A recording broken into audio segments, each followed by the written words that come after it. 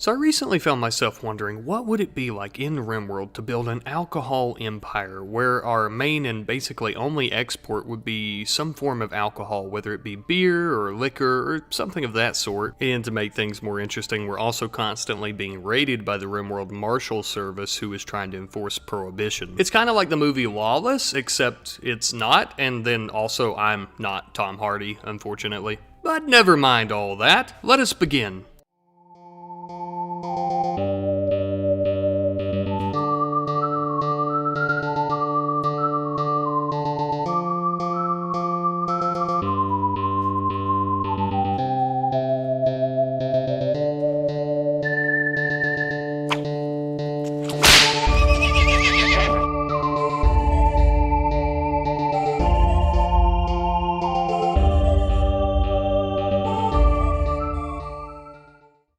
Now, some of you true fans of the content may recognize our two main characters. This series takes place 23 years in the future after Bacchus escaped her enslavers in the logging settlement. And if you're new here and have no idea what I'm talking about, I have left a link to this series in the description down below. But it is time to begin our alcohol empire. First things first, we cut down some trees and we're going to build a very small makeshift shelter so we can stay the night in. Because oddly enough, it's very hard to make alcohol if a wolf sneaks up on you while you're sleeping in the forest at night and bites off your little fingers.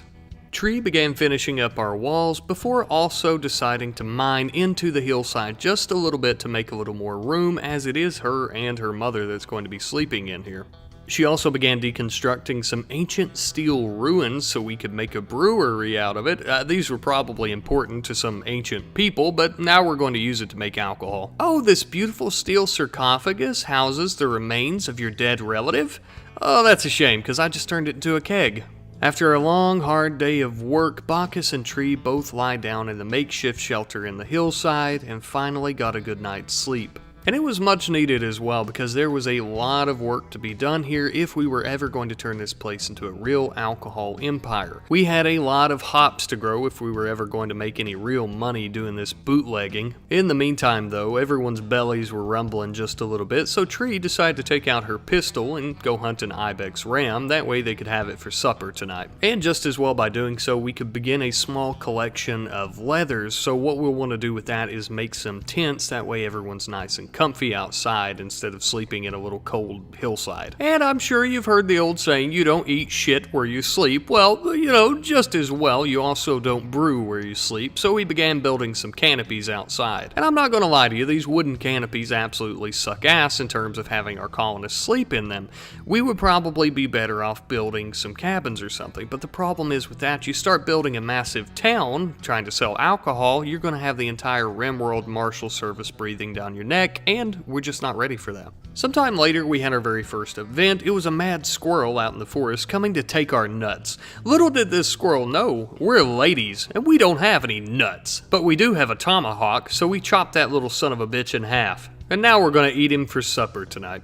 Sometime later, though, we decided we needed a lot more room in our hillside for brewing and storage, so we began digging out a large portion. We ended up having the opportunity to name the settlement and the faction. I named it the Silverhorn Brewing Company, as well as Silverhorn Mountain, after Bacchus and her massive horn. And then, as if on cue, we had our very first RimWorld Marshal who was coming to investigate. It looks like he already knows what we're up to here, and he's come to put a stop to it.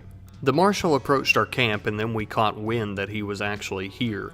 Tree ran outside and began firing upon him, and a gunfight ensued between the two of them. Lucky for us though, as Tree was keeping the Marshal busy with her gunfire, Bacchus decided to sneak around and give him the old 1-2 from behind. She threw a tomahawk and nicked him in the shoulder before running in and just finishing the job.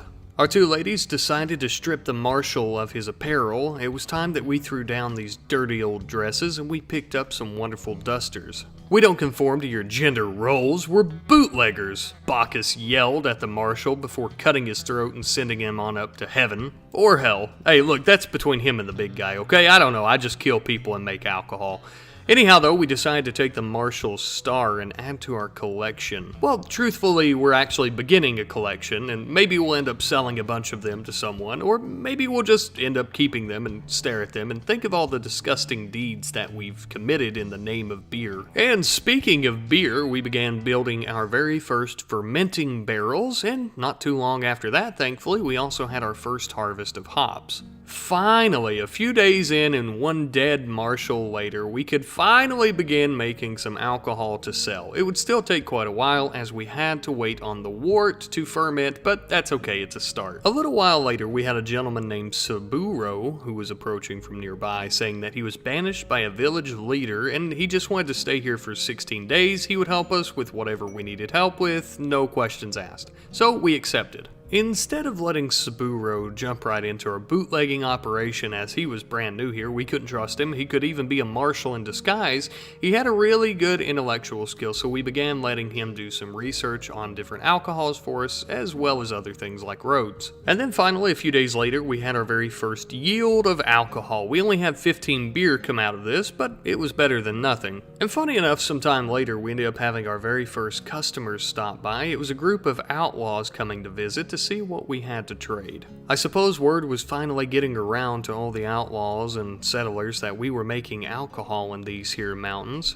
Which, of course, obviously is a blessing, don't get me wrong, but the problem with that is, as we grow and word of mouth gets around, we're going to see massive raids from the RimWorld Marshal Service. Lucky for us this time it was only 2 marshals, and we were able to quickly ambush them at the end of the cave. It was so dark during the entire thing, the only thing you could see was the moon in the sky and the flash of our pistols. We stabbed one of them and painfully beat them to the ground, and the other tree shot in the dead of night and killed. We stripped down the living marshal, and then Bacchus came in with her tomahawk and treated her head like a watermelon. She ended up putting on the marshal's clothes. You may be wondering why I continue to strip down the marshals and wear their outfits around when we're not trying to be marshals. Well, we're 2 dirt poor people trying to sell alcohol to survive, essentially, and we're going to try and grow an empire, but also these dresses that we had on have very low protection compared to the gear that the marshals are wearing. So you could imagine getting shot in a dress compared to a leather duster might hurt a little bit more. Sometime later, we had finally accumulated enough leather that we could actually build some real tents instead of sleeping in these shitty canopies. And just to demonstrate exactly what I'm talking about, so this Viking-style tent has a 95% rest effectiveness, while the wooden canopy has a 74% rest effectiveness, so it's quite a big difference. Tree felt bad that she was the only one with one of these sweet-ass tents, so Bacchus began making some patch leather. That way we could try and make everyone a nice tent. And, you know, to be fair, the better that everyone is resting, the better they're going to be at making some liquor and some beer and stuff like that, because if you're half asleep trying to do that shit, you're probably going to mess it up somehow. Now that our operation and the demand for alcohol was growing, we would also need to grow the brewery as well, so we began digging out quite a bit of that to make some room for some more fermenting barrels. Sometime later, just before it was time for Saburo to depart, he actually offered to join us here and help us make some liquor to sell to everyone, so naturally we accepted. Now, I do want to take a second to mention that we're using the Vanilla Brewing Expanded mod here, so there are other things other than just beer in this. It's not a vanilla playthrough, as you could probably tell. There are different liquors and wines and things like that. We don't really get to many of those in this episode at all, but that will come in the future. I'm just trying to start off slow. Now, sometime later, Saburo actually wooed Bacchus into becoming his lover, so Tree's mother, Bacchus, is now the lover of this stranger that we met a few weeks ago who is now making moonshine and whatnot with us. Oh god, I love this game. You never know what could happen. Tree's elderly mother finding love in a moonshining camp with a stranger she just met. It's beautiful. We ended up doing a little bit more business with some outlaws who came to visit. They were nice enough and must have appreciated our alcohol enough that they actually left us some Glitter World medicine that we could use, which would be perfect if someone was maybe about to die. Sometime later, we had the leader of a local settlement ask us to watch his pet cassowary, and in return, he would actually end up sending us a helping hand here to help us with our brewing. So naturally, of course, we accepted and began taking care of his animal for him. Or her. The leader could also be a woman, you misogynistic pigs. Then we had our very first encounter with the local Thromboian tribe that was around here. They actually demanded 175 silver, and in return they would offer us quote-unquote protection. So naturally we refused this because that's bullshit, and then they said that they quote-unquote can't guarantee our protection. Then, I suppose, as a show of force, they sent one singular tribes member with a short bow to try and intimidate us, which was perfect. We were very happy about this, as we could use a little bit of target practice. The tribes person had a little skip in their step and was trotting on towards us, going to try and murder us, of course, or so they thought. The three of us met them there at the side of the hill and began firing upon them. Luckily, we didn't have to waste too many bullets, as they weren't very intelligent. They decided to walk right into our wooden spike trap and become dead. Now by this time we had quite the stockpile of beer. We had 143 beers to trade, so naturally we began a small caravan and started stuffing the beers in every crevice that we could find and hauled them to a settlement. And as mentioned, due to the prohibition on this planet that's being enforced by the RimWorld Marshal Service, all of these settlements and outlaw gangs and whatnot are fairly dry unless it's some type of hidden steals or something, but nothing as big as the operation we plan on doing. So of course they are all extremely happy to shell out some silver for some alcohol. The settlement that we went to trade with was definitely willing to pay, but they also had a husky dog that we were very interested in, so thus we bought it as well. Sometime later, we finally returned home from our trading with that settlement, and you could hear the jingle in our pockets from miles away. We returned home with 790 silver. And we also returned home with a good boy. Oh, he's a good boy. He's a good boy. I mean, we returned home with our husky dog. We also appropriately named him White Lightning, and if you don't know what that reference means, it is a type of moonshine, or at least I think. I don't know if I've ever had any. We were lacking in recreation, so we built a table with a knife so everyone could poke around their fingers for fun. I don't know how that's enjoyable playing alone, but the dog is there at least. And then late one night, I ended up catching Bacchus and Saburo making some love in a tent. It's a little weird for them to be doing that right next to her daughter's tent, but also it's a little strange for me to sit here and watch, so I guess it's just weird all around. But that doesn't mean I'm going to stop watching. I mean, look, okay, some people are happy doing it in a tent next to their adult daughters. Some people are happy in a god mode just staring down at them and watching. Everybody just needs to mind their own damn business, okay? We once again return to our bootlegging colony at Silverhorn Mountain with the Silverhorn Brewing Company for more misadventures in alcohol. Today's episode, we are going to have lots and lots of alcohol to make lots and lots of silver and new friends and just have a good old time. And speaking of alcohol, let me ask you, how many of you dirty SOBs are ready to party? Let's get started, folks. We begin this episode with some bad news though. Saburo actually has the plague, unfortunately, but that's alright as we do have plenty of medicine. We're going to go ahead and get started on tending him. And the only issue that really comes to mind when thinking of tending Saburo is we don't have any good doctors except for him, so he has to do a self-tend, and it doesn't look like the herbal medicine is going to cut it. Unfortunately, we ended up having to dip into our Glitter World medicine just a little bit to ensure that he wouldn't die. Now, we didn't have a lot of it, but that was okay. This is basically what it's there for. We can always buy more or earn some back or something like that. And it did prove to be very useful as he developed an immunity just shortly after that. Not long after that happened, though, we ended up having a U.S. Marshal who was coming to try and shut down our operation. Unfortunately for him, of course, we couldn't allow that.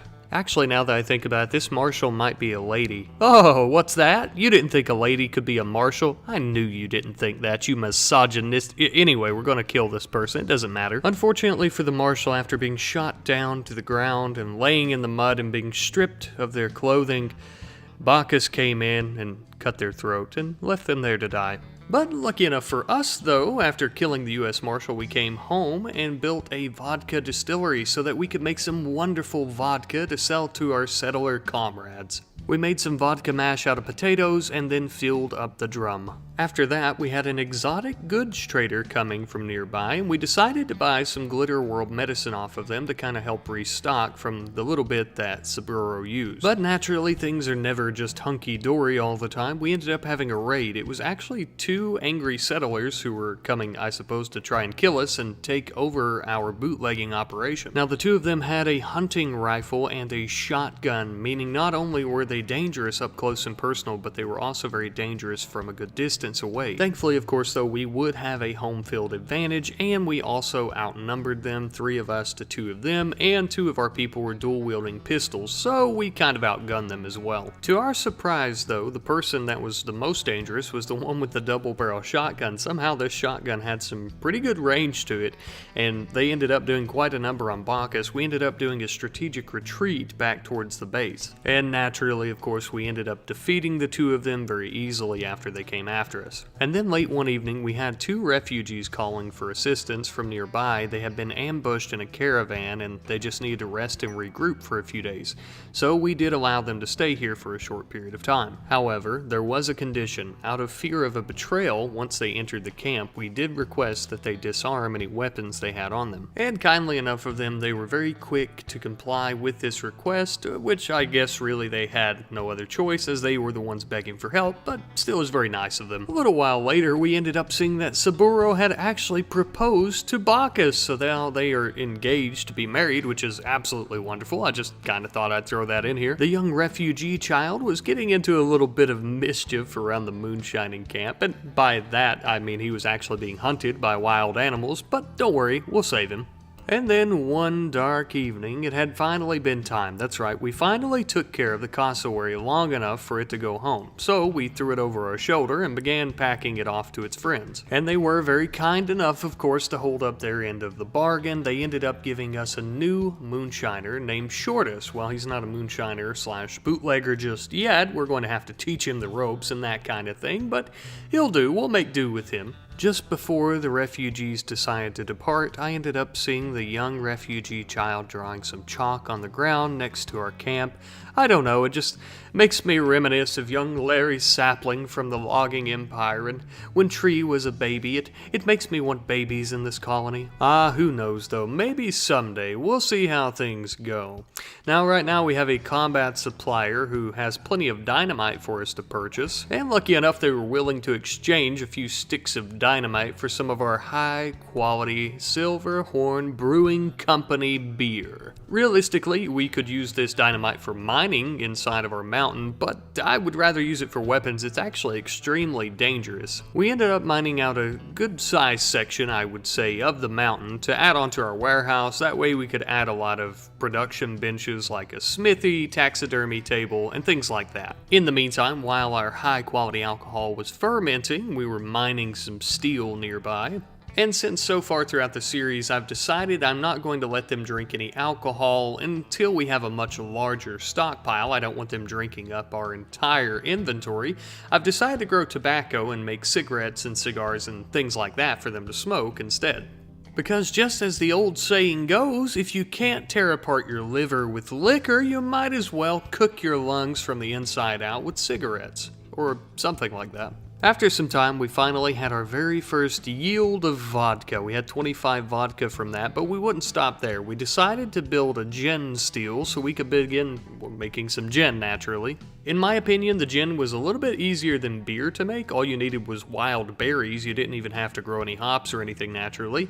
The only issue was it took a little bit longer to do, and it was a bit more sensitive to temperature. We ended up having another group of hostile settlers coming to try and destroy us and take over our bootlegging operation. But this time, however, we had a different approach to things. Instead of just going out and shooting the shit out of them, we decided to build a cannon. That way we could use it and then shoot the shit out of them later. Because nothing says dead like a cannonball hitting you square in the face. And though that may be true, that unfortunately wouldn't be what happened here, because apparently Bacchus is dog shit aim with a cannon. But I suppose you guys know the deal by this point. Naturally, the settlers stood no chance against us, and we quickly gunned them down. We had outnumbered them, of course, and we killed most of them except for one we ended up taking prisoner. His name was Blitz. Now when Blitz came here, he wanted to kill us and take over our bootlegging operation. Well, he's kind of going to get a little little bit of that. He's going to be part of the bootlegging operation after we stuff him in this little hole and brainwash him into joining us. But don't worry, we're not slavers. We're not going to enslave him. We're just going to recruit him, and we're going to make some beautiful tiles in his little cave, so it's not too bad. Now, Tree had a wonderful idea to celebrate all the victories in the last few months. We would throw a drum party right in the center of camp, and everybody was having a good old time. They were shaking their little cowboy and cowgirl asses and having a big yee-haw and hell yeah and whatever else western-y time people would say, and it was fun. They had fun. They had so much fun, in fact, that the drum party was unforgettable. Now that is what I call a good party. Actually, what I call a good party is one where I don't have to socialize. There's plenty of different types of cheeses for me to eat, and they have some Dr. Pepper on ice. But, that's just personal preference. Sometime later, though, Bacchus was struck with a stroke of genius, some creativity of sorts. She decided to take some wood, and she knew how to do this, I suppose, from her days in the logging empire, and she made a beautiful instrument. Shortus took it, and then he moseyed on up to the fire and played himself a little cowboy song. Jesus, that was bad. The things I do to entertain you people. Anyhow, though, one night we ended up having a nice young lad named Reek offer to just join us, said he had nowhere else to go, and he would make moonshine for us and different liquors. You know how it goes, so we accepted. Something I do want to mention with Reek, he actually has a psychite dependency. Now, I didn't notice that when playing, and I came back to edit this, and now I noticed, so we'll get it taken care of, but for this, I didn't notice at all. Reek would also be the luckiest winner in the entire bootlegging camp. He would be the one that I would let carry the dynamite, that way in case we blew up, it would be him. Something interesting did also end up happening. There was a bit of an affair. Now, some of you may not know this, but Tree is actually married to a woman, and we haven't seen her wife in this series just yet because when Prohibition was enacted, Bacchus and Tree had to escape prosecution because they were bar owners. So she and Tree have been separated from each other for quite a while, and it looks like Tree is interested in finding love with Shortus instead of her wife, which is also very interesting because that does mean that there is now the opportunity for children. But the children would have to wait, as we currently have a large group of Thromboian tribe members coming to try and murder us. One of them came from the east, and we quickly beat the shit out of them. The others came from the southwest and began cutting through our defenses like butter. Unfortunately for the Thromboian tribespeople, though, we would give them a good spoonful of hefty ass-whipping. And then after defeating the onslaught of tribespeople, we decided to load up all of our alcohol to take to a local settlement to trade. Unfortunately, we couldn't actually carry all of the alcohol, though. We were finally getting to the point that we were making so much product that we would start needing animals to help us pack it all to the local settlements. Now, after trading with the local settlement, we returned home with just over about 1,200 silver, and we also returned home with about 40 or so gold. Now, the silver, of course, is just the currency on the world, but the gold we purposely requested from them. Now, the reason that we had purposely requested this gold from the local settlement is so that we could use it in our brand new Am Brandy distillery. Now, this is a distillery that actually uses ambrosia. Now, with all these new products that we have been discussing, and as I mentioned earlier, we're going to need some pack animals, so we began trying to tame some muffalo. It took a little while, but we eventually ended up taming one.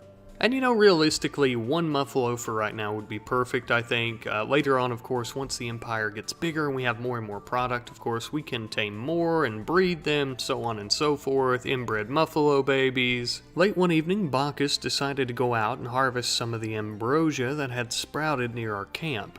This ambrosia, of course, would be used to make alcohol. Now, the interesting part with this alcohol is when we make the ambrosia mash, it actually has to sit for a while and ferment, and then once that is fermented, you take it to the distillery to have it distilled. We also ended up recruiting Blitz after a very long time, and I was going to get a good shot of him, but he apparently went straight to a tent and hid away from me where I couldn't see him anymore. That dirty piece of...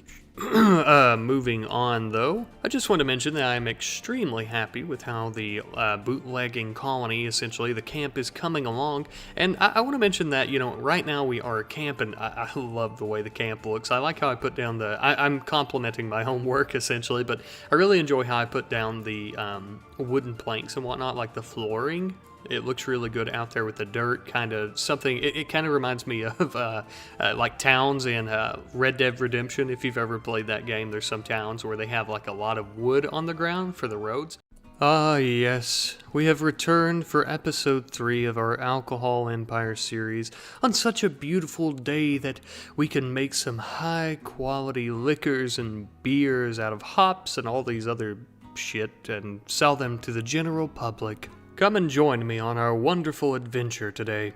Now, in the beginning of today's episode, we're going to be working on a very important research project, and it's called drugs. And no, before you get your panties in a twist, it's not what you think. We're not going to be selling drugs. Reek here has a psychite dependency, meaning that he needs psychite tea, thus drugs. I mean, I guess it's a drug. It does come from the ground. You guys should argue about that in the comments. That way I can get the algorithm's attention. But enough joking around. We have a serious threat. We have several hostile settlers who are actually coming to try and slaughter us and take all of our alcohol. Now, we had the idea that we were going to let the cannons rip on these fools, but the problem with that is the cannons are great, they're just extremely inaccurate, so we're going to have to put in a little legwork. And by legwork, I mean blow them up with some dynamite. Now, the settlers did outnumber us quite a bit, and we began getting injured very quickly, so of course we made a strategic retreat back towards camp. And then Reek really let the dynamite fly. And the dynamite is very scary because it's hard to say when it's going to go off. Sometimes it has a short fuse, sometimes it has a longer fuse. But thankfully it proved to be extremely effective. Not long after the battle though, we noticed that Saburo actually had an infection in his left arm. Luckily for him though, his body developed immunity quite quickly and we didn't have to amputate it with a shotgun. And amazingly, sometime later, our brandy mush was finally fermented and ready to be put into the distillery. Our first batch is going to be of awful quality simply because I think it takes less time. And really the only issue with us making this brandy is we only had one distillery. That's not enough for a shitload of product, so what we're going to do is send out a trade caravan to a local settlement. In exchange for some vodka, maybe they'll give us gold for a new still. And realistically, it's a good investment for them as well, because if we can make better alcohol, then we can sell them better alcohol, and thus, well, they'll have better alcohol. After they pay us, of course. And so, of course, not too long after the trade caravan returned, we ended up working on the brand new brandy steel. Now, something I want to mention with the brandy, and I didn't realize this at the time of playing, but a little bit later on, throughout the episode, I did realize that once you leave the brandy in there, it doesn't come out as awful quality. You have to let it sit and basically ripen for longer and longer, and then you get better quality out of it. Oh, and we also had a small group of beggars who apparently lost their home in a terrible attack, and they were begging for alcohol. So we gave them some so they could wet their whistles and drown their sorrows. A little bit of time after that, Bacchus harvested our first psychoid leaves so we could finally make some psychite tea for Reek, who up until this point was having quite a few mental breaks because of the psychite deficiency, where he has like a dependency for it, where, you know, obviously if he doesn't have it, he'll die.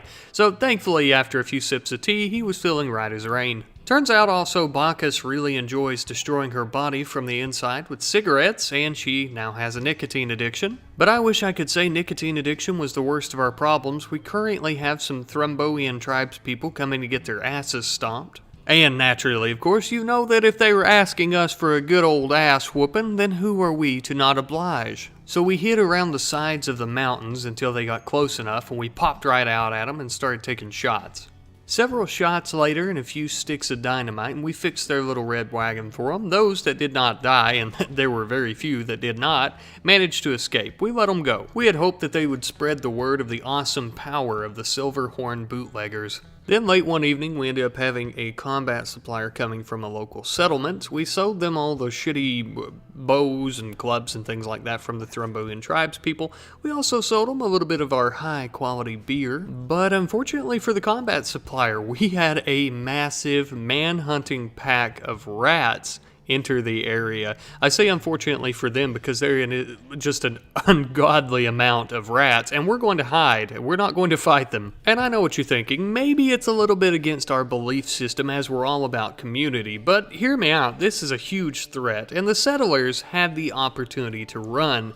It was of their own decision to try and fight off these rats instead of running away from them, because obviously they could have got away. And since they squandered that opportunity, they're now going to be turned into the little ship pellets that come out of a rat's ass.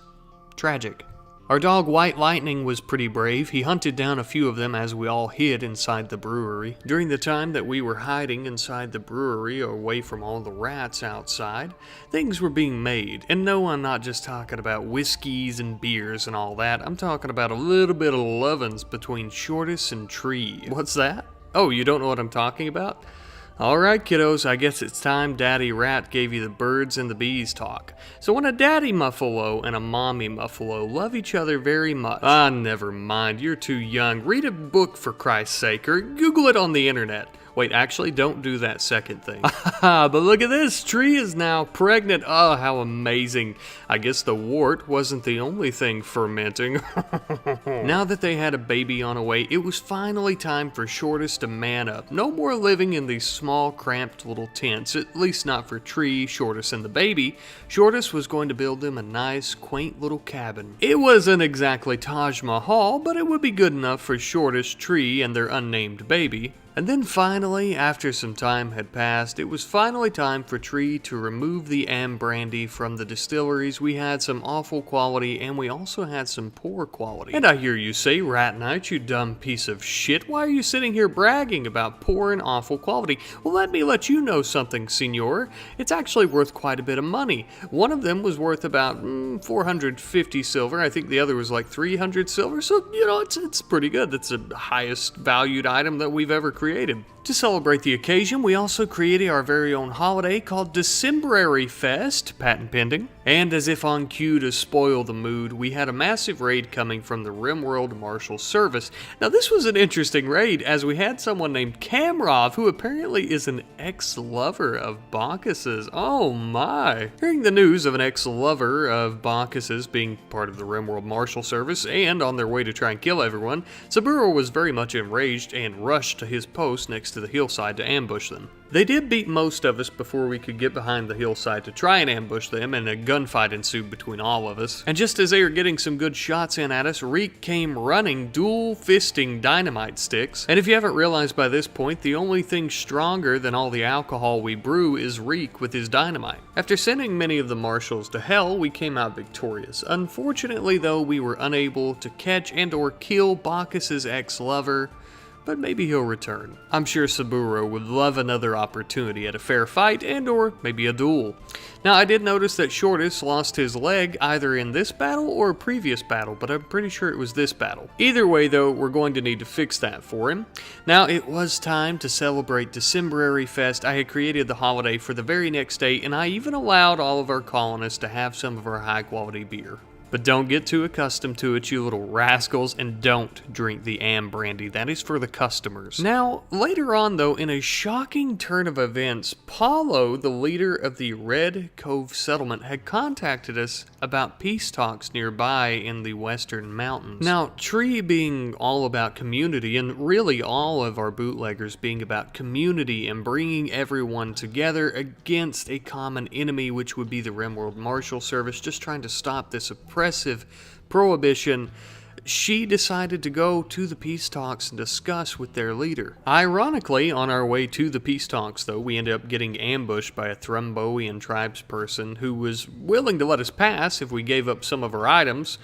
Naturally, 3 of us against one of them, we're not going to do that. And then to my surprise, the peace talks actually went really well. We improved by 70 points. We're still hostile with them, but only by -10. We're almost neutral, which is wonderful. After returning home, we received word from the leader of a local outlaw gang saying that their friend was injured while traveling, and that if we could help them out and go and retrieve them, they would also be willing to join us here and help us with bootlegging. So naturally, of course, we decided to try and go assist this person, because like we've mentioned over and over, we are a very humane and moral society, even if we are constantly breaking the law.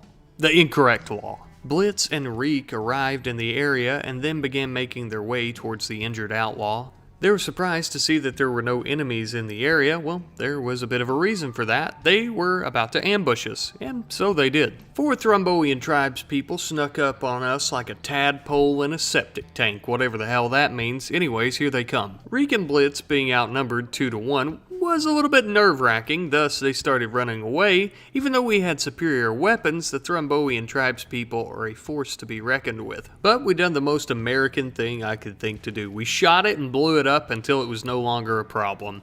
Then we went and tried to help our injured outlaw compadre. The poor useless piece of shit decided to join us. His stats were god-awful. The only thing really good about him, he had a good medical skill, I think a good social skill. Oh, and also he was a fire-breathing impid. So, bit of a plus. Only a few days after we returned home, Tree went into labor. Oh my god, the baby is on its way. Shortus was so happy about becoming a daddy, he was standing there jumping around on his one leg, and Reek was there and he was helping Tree do breathing exercises or something. I mean, it's Western times, we don't have really anything. But then, just like that, our new baby bootlegger was born. And she is a beautiful baby girl. Seems just like the other day Bacchus had given birth to Tree, as Happy Oak was assisting them both escape the oppressive logging empire. Because of his good deeds, Tree has decided to name the baby girl Oakley. Now let's not get it twisted. At one point, Happy Oak was also an oppressive, greedy slaver.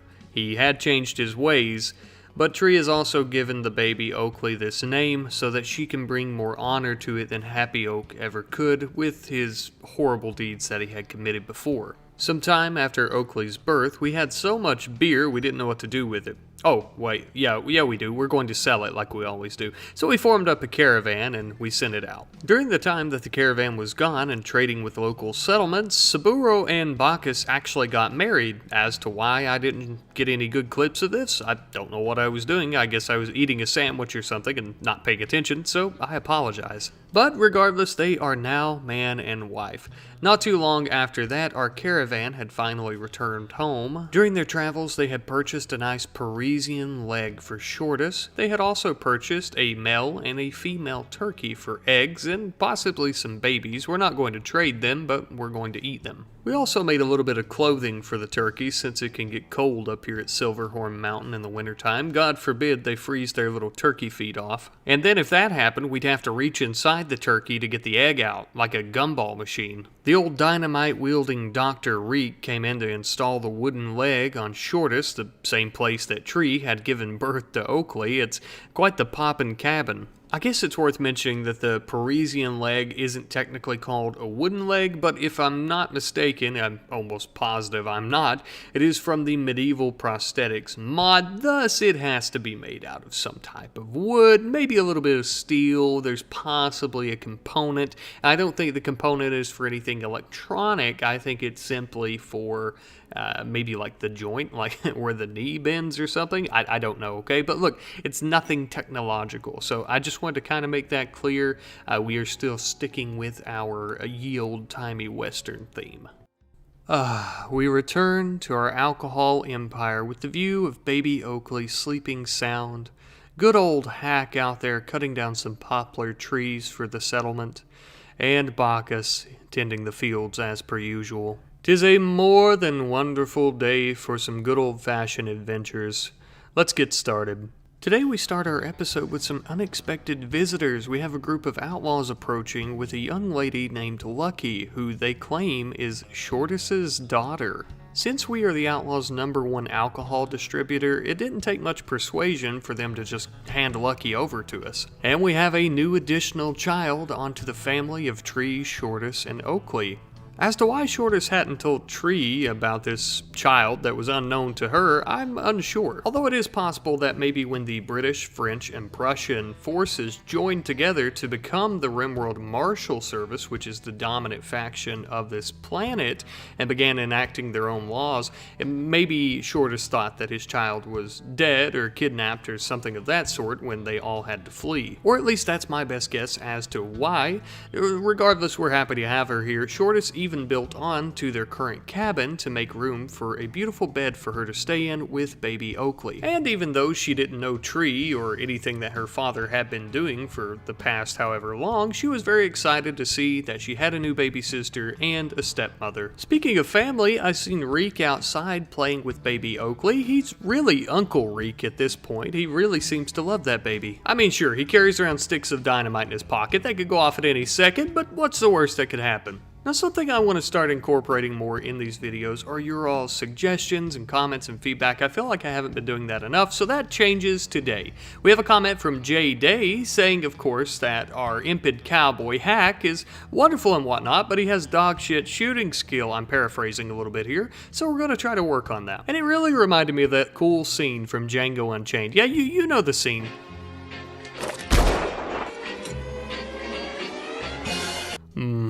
Jamie Foxx.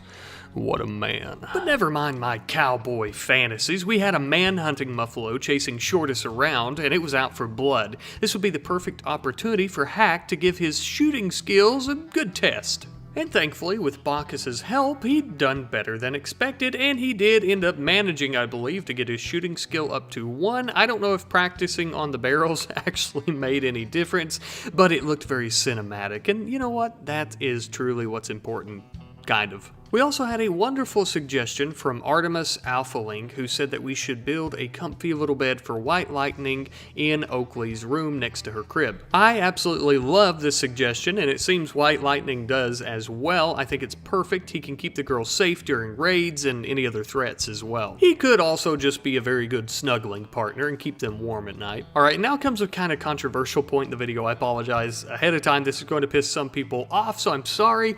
But, you know, our calendar really should reflect that we're 23 years in the future, so I fixed it so that we are. The only problem is that when I'd done that, I accidentally went a month behind. So we were in summer, and then 23 years later we were in spring. So I apologize. I didn't do it to cheat or on purpose. I just didn't pay attention. So I'm so sorry about that. And at the least we are now in the correct year. I'm going to try to do that for every series before actually beginning the series, of course. That way we don't have any issues like this in the future. I love you. Don't be mad at me, please. Sometime later, we received word from the Red Cove settlement offering us protection for money. After we denied this, they stated that they couldn't offer us protection and proceeded to raid us. Somehow, I don't believe that they had our best interest at heart anyhow. Oh well, I guess we'll just have to go and slaughter them, because they're actually setting up some siege cannons, swivel guns, and things like that to try and bombard us. I'm not sure how they planned on doing that, because they set this up right next to a massive mountain, and I don't think the range on those swivel cannons and whatnot can go over the mountain. I guess we'll see, though. We sent Reek down with his dynamite. We had planned on bombing them, but after he arrived, we actually had another raid from the Thromboian tribespeople. Now, the Red Cove settlement and the Thromboians hate each other more than they hate us, I believe, so this was a horrible idea on the Thromboians' part, though I'm sure they didn't know the settlers were here. They engaged in combat, and the settlers promptly kicked their ass and killed most of them, while the others began to run away, except for some that came from the southwestern part of the territory, and they didn't see the settlers at all and began to try and engage in combat with us. Of course, though, our bootleggers easily defeated them, with the majority of them ending up dead. Not long after this, I did notice that the Red Cove settlement's pivot guns and whatnot that they brought with them, just as suspected, could not fire over Silverhorn Mountain, as it was absolutely massive, leaving them just stranded there to wait for backup to bring better artillery. And now they didn't know that we knew that they were here. We had sent Reek down to report this to the other bootleggers. So while the Red Cove settlement decided to take themselves a little snooze, we began moving in. The idea here would be for Reek to come around from the right with his dynamite, and for us to come around from the left side with our firearms. Look, I even drew a little map for you. So of course Reek began tiptoeing over towards them on good old homebrew, and he threw the first stick of dynamite and he began getting the hell out of there. It was a bit anticlimactic, because when their shells blew up, it simply made a smoke. They didn't actually explode, but that was okay. The dynamite shredded most of them, and we began opening fire on them. We were, however, still heavily outnumbered, so we began retreating through the cave where many of our spike traps were, so when they began chasing us, most of them would get hit by these traps and die, if not be terribly wounded. And the plan seemed to have worked, as the settlers began fleeing. Well, most of them did, except for a few of them that were laying here crippled up in puddles, bleeding out. One of these bloodied up settlers by the name of Ninjak had a great construction skill as well as an intellectual skill, so we decided to kidnap the young lad and brainwash him into being a bootlegger. Now, with the settlers bruised and bloodied running away, some of them even running away holding their internal organs in their hands on the outside, they seem to have forgotten their swivel gun, so we decided to yank that and bring it back home with us. It would be in better hands with us anyhow. It didn't seem that they knew how to properly use it. A little bit of time later, I noticed that Lucky was having a little bonding session with her step-grandma Bacchus. It was a very sweet and nice moment. Bacchus was rolling up some cigarettes, probably not the best skill for a young child to learn, but at least they're bonding. And while we're on the topic of bonding, we decided to throw a big old drum party right in the center of our camp to celebrate the defeat of the Thromboians and the Red Cove settlement's siege against us. Everybody was having a good old time at the drum party. A lot of people were dancing around the fire, hipping and skipping and flipping and all that great shit, and a lot of us were playing drums. I seen Hack was actually playing drums right next to the tent that Blitz was trying to sleep in, so I don't know how he feels about that. But everyone must have hated it, because after that, the drum party turned out to be terrible, and everyone was really pissed off about it. And then late one night, Shortus had the bright idea that he would build some sandbags around our new swivel gun, as well as our already existing cannons, and that way we could shoot from behind at least a tiny bit of cover instead of it being right out in the open. Which truly was a brilliant idea. So brilliant, in fact, Tree thought it would be a wonderful idea to exchange some alcohol to a local trader in exchange for a massive cavalry sword that she could gift to her husband. Not only was this a great gift to show their appreciation to Shortus, but also a wonderful gift that he could use to lead them into battle against any enemies of the bootlegging empire. And since we're on the topic of enemies against our bootleggers, we have a massive group of man-hunting foxes that have entered the area and are coming to try and eat us. The problem with that, of course, we don't want to be eaten. Thankfully, by this point, we had replenished many of our wooden spike traps in the cave, so many of the foxes were killed by the spike traps or downed by the spike traps before making it out of the cave to us. Once they actually made it out of the cave, those lucky few that did, we began opening fire on them and murdering them. And during this time, White Lightning stayed inside the cabin with Lucky and Oakley protecting them. Some time later, we finally recruited Ninjak, and he could finally get to work on researching some things for us. We sent him into the research table, and we wouldn't allow him to come out until he researched many types of armors, eventually to the point that we could actually make some bulletproof waistcoats as well as other items that would protect us. And that were also very viable to create given our current technology level. Sometime later, late one evening, it was finally time for Lucky to become an adult. Well, what the game considers an adult, she's only 13 for God's sake. Anyhow, though, we ended up choosing the too smart trait for her, and then, of course, we were good to go. What do you think she's dreaming of? Whiskey? I hope it's whiskey, because I have a surprise for you. We are building our very first whiskey cask. That's right, we're finally indulging into whiskey. Everyone says that it's the best for making a profit, so we're going to begin with that today. While we were waiting on our wheat to grow so that we could turn it into flour and then turn that into whiskey, we had a bulk goods trader who was willing to buy a little bit of our beer. They didn't have anything for us to buy, unfortunately, but we made some silver. Then, finally, one evening, it was time. Our wheat had grown, Bacchus standing in a field of golden wheat, just waiting to be turned into flour, and then turned into the luscious brown liquid known as whiskey. Even with our very small field of wheat, we ended up having way too much flour for the whiskey, unfortunately, but that was okay, as the expiration date, I think, was like 90 days or something, so we had plenty of time.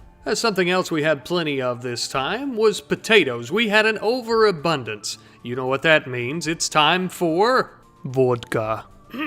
Sorry about that. I must have had a tickle in my throat there. I don't know what happened. But yes, this time we have so many potatoes and whatnot. We're going to be building many more vodka steels, whiskey casks, and things like that. Basically just ramping up operations here. But holy shit, do I have some bad news. Shortus, from all the smoking, has developed carcinoma on his left lung. He essentially has a cancerous tumor on his left lung. Oh my god, that's insane. I didn't think he was smoking that much. But anyhow, we're going to have Reek give it his best shot with some good medicine to try and cut it off. And thankfully, after a long, tiresome, strenuous surgery, Reek managed to cut the carcinoma off of his left lung. Shortus will live to see another day. About a day or so later, we received word from the leader of the Pack of Trogo, which is the Thromboian tribes people, who actually wanted to discuss with us about some peace talks. Well, Tree is a mother now, and she has babies to take care of here at the bootlegging colony, so we're going to send out Blitz, Hack, and Reek to be our diplomats, if you will.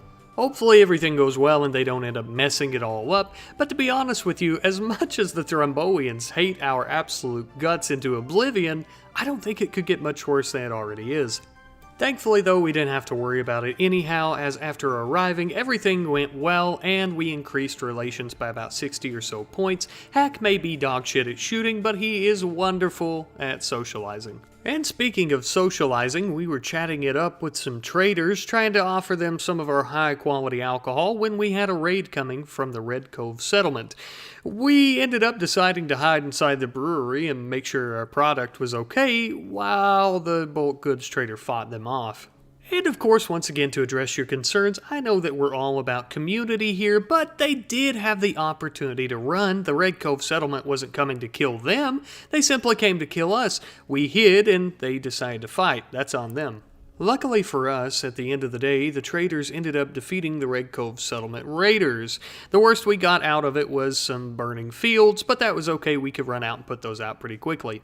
Now, given all the raids and the dangers that we faced this episode, I find it a wonderful time to tell you that Ninjak finally finished research on bulletproof waistcoats. So, Bacchus began working on our very first one. These waistcoats are infused with steel. It's basically like a bulletproof vest, except not really. It's a waistcoat. It's not that great, but it would somewhat protect us from, well, bullets.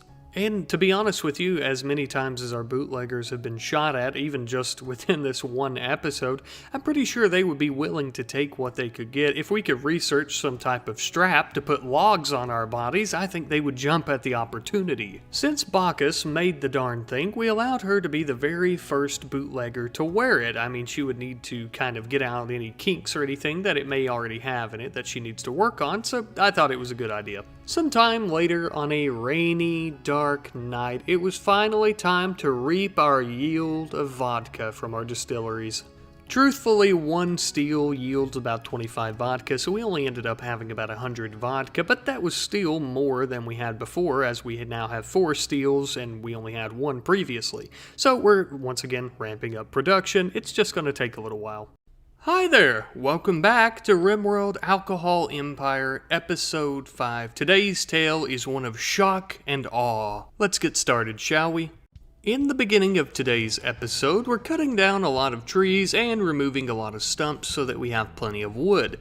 Now, why do we need plenty of wood, Rat Knight? This isn't a logging empire. Well, my good viewer, we are going to be building something. Yes, it is finally time we build a proper food storage and dining area. Unfortunately, though, in the middle of building our brand new dining hall, Baby Oakley as well as Blitz have both caught malaria. It's very unfortunate. I was very nervous about poor baby Oakley catching malaria because, well, she's a baby and obviously her immune system isn't near as strong as Blitz. But lucky for us, we have the best doctor in all the land, good old dynamite-wielding Uncle Reek. With his help, baby Oakley as well as Blitz both developed immunity.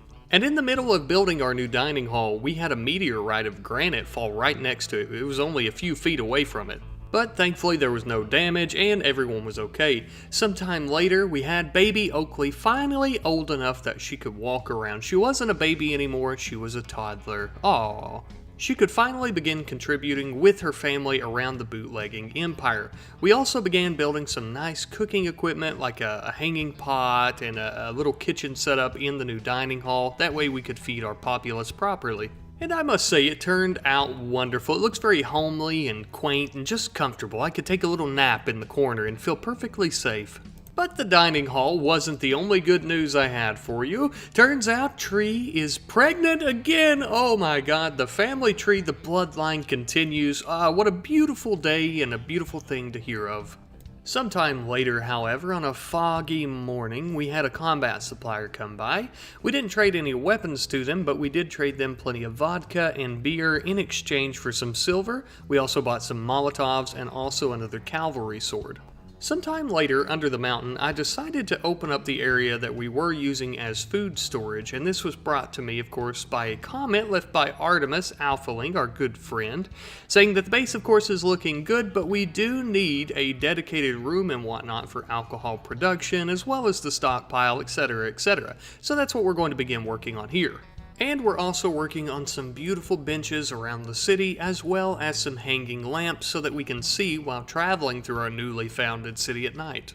And of course, by this point, we had a very good stockpile of alcohol, the majority of it just being normal beer, of course, but that's going to rake in a lot of money for us, and if the settlers have anything for us to buy, then of course we can use that to purchase things as well.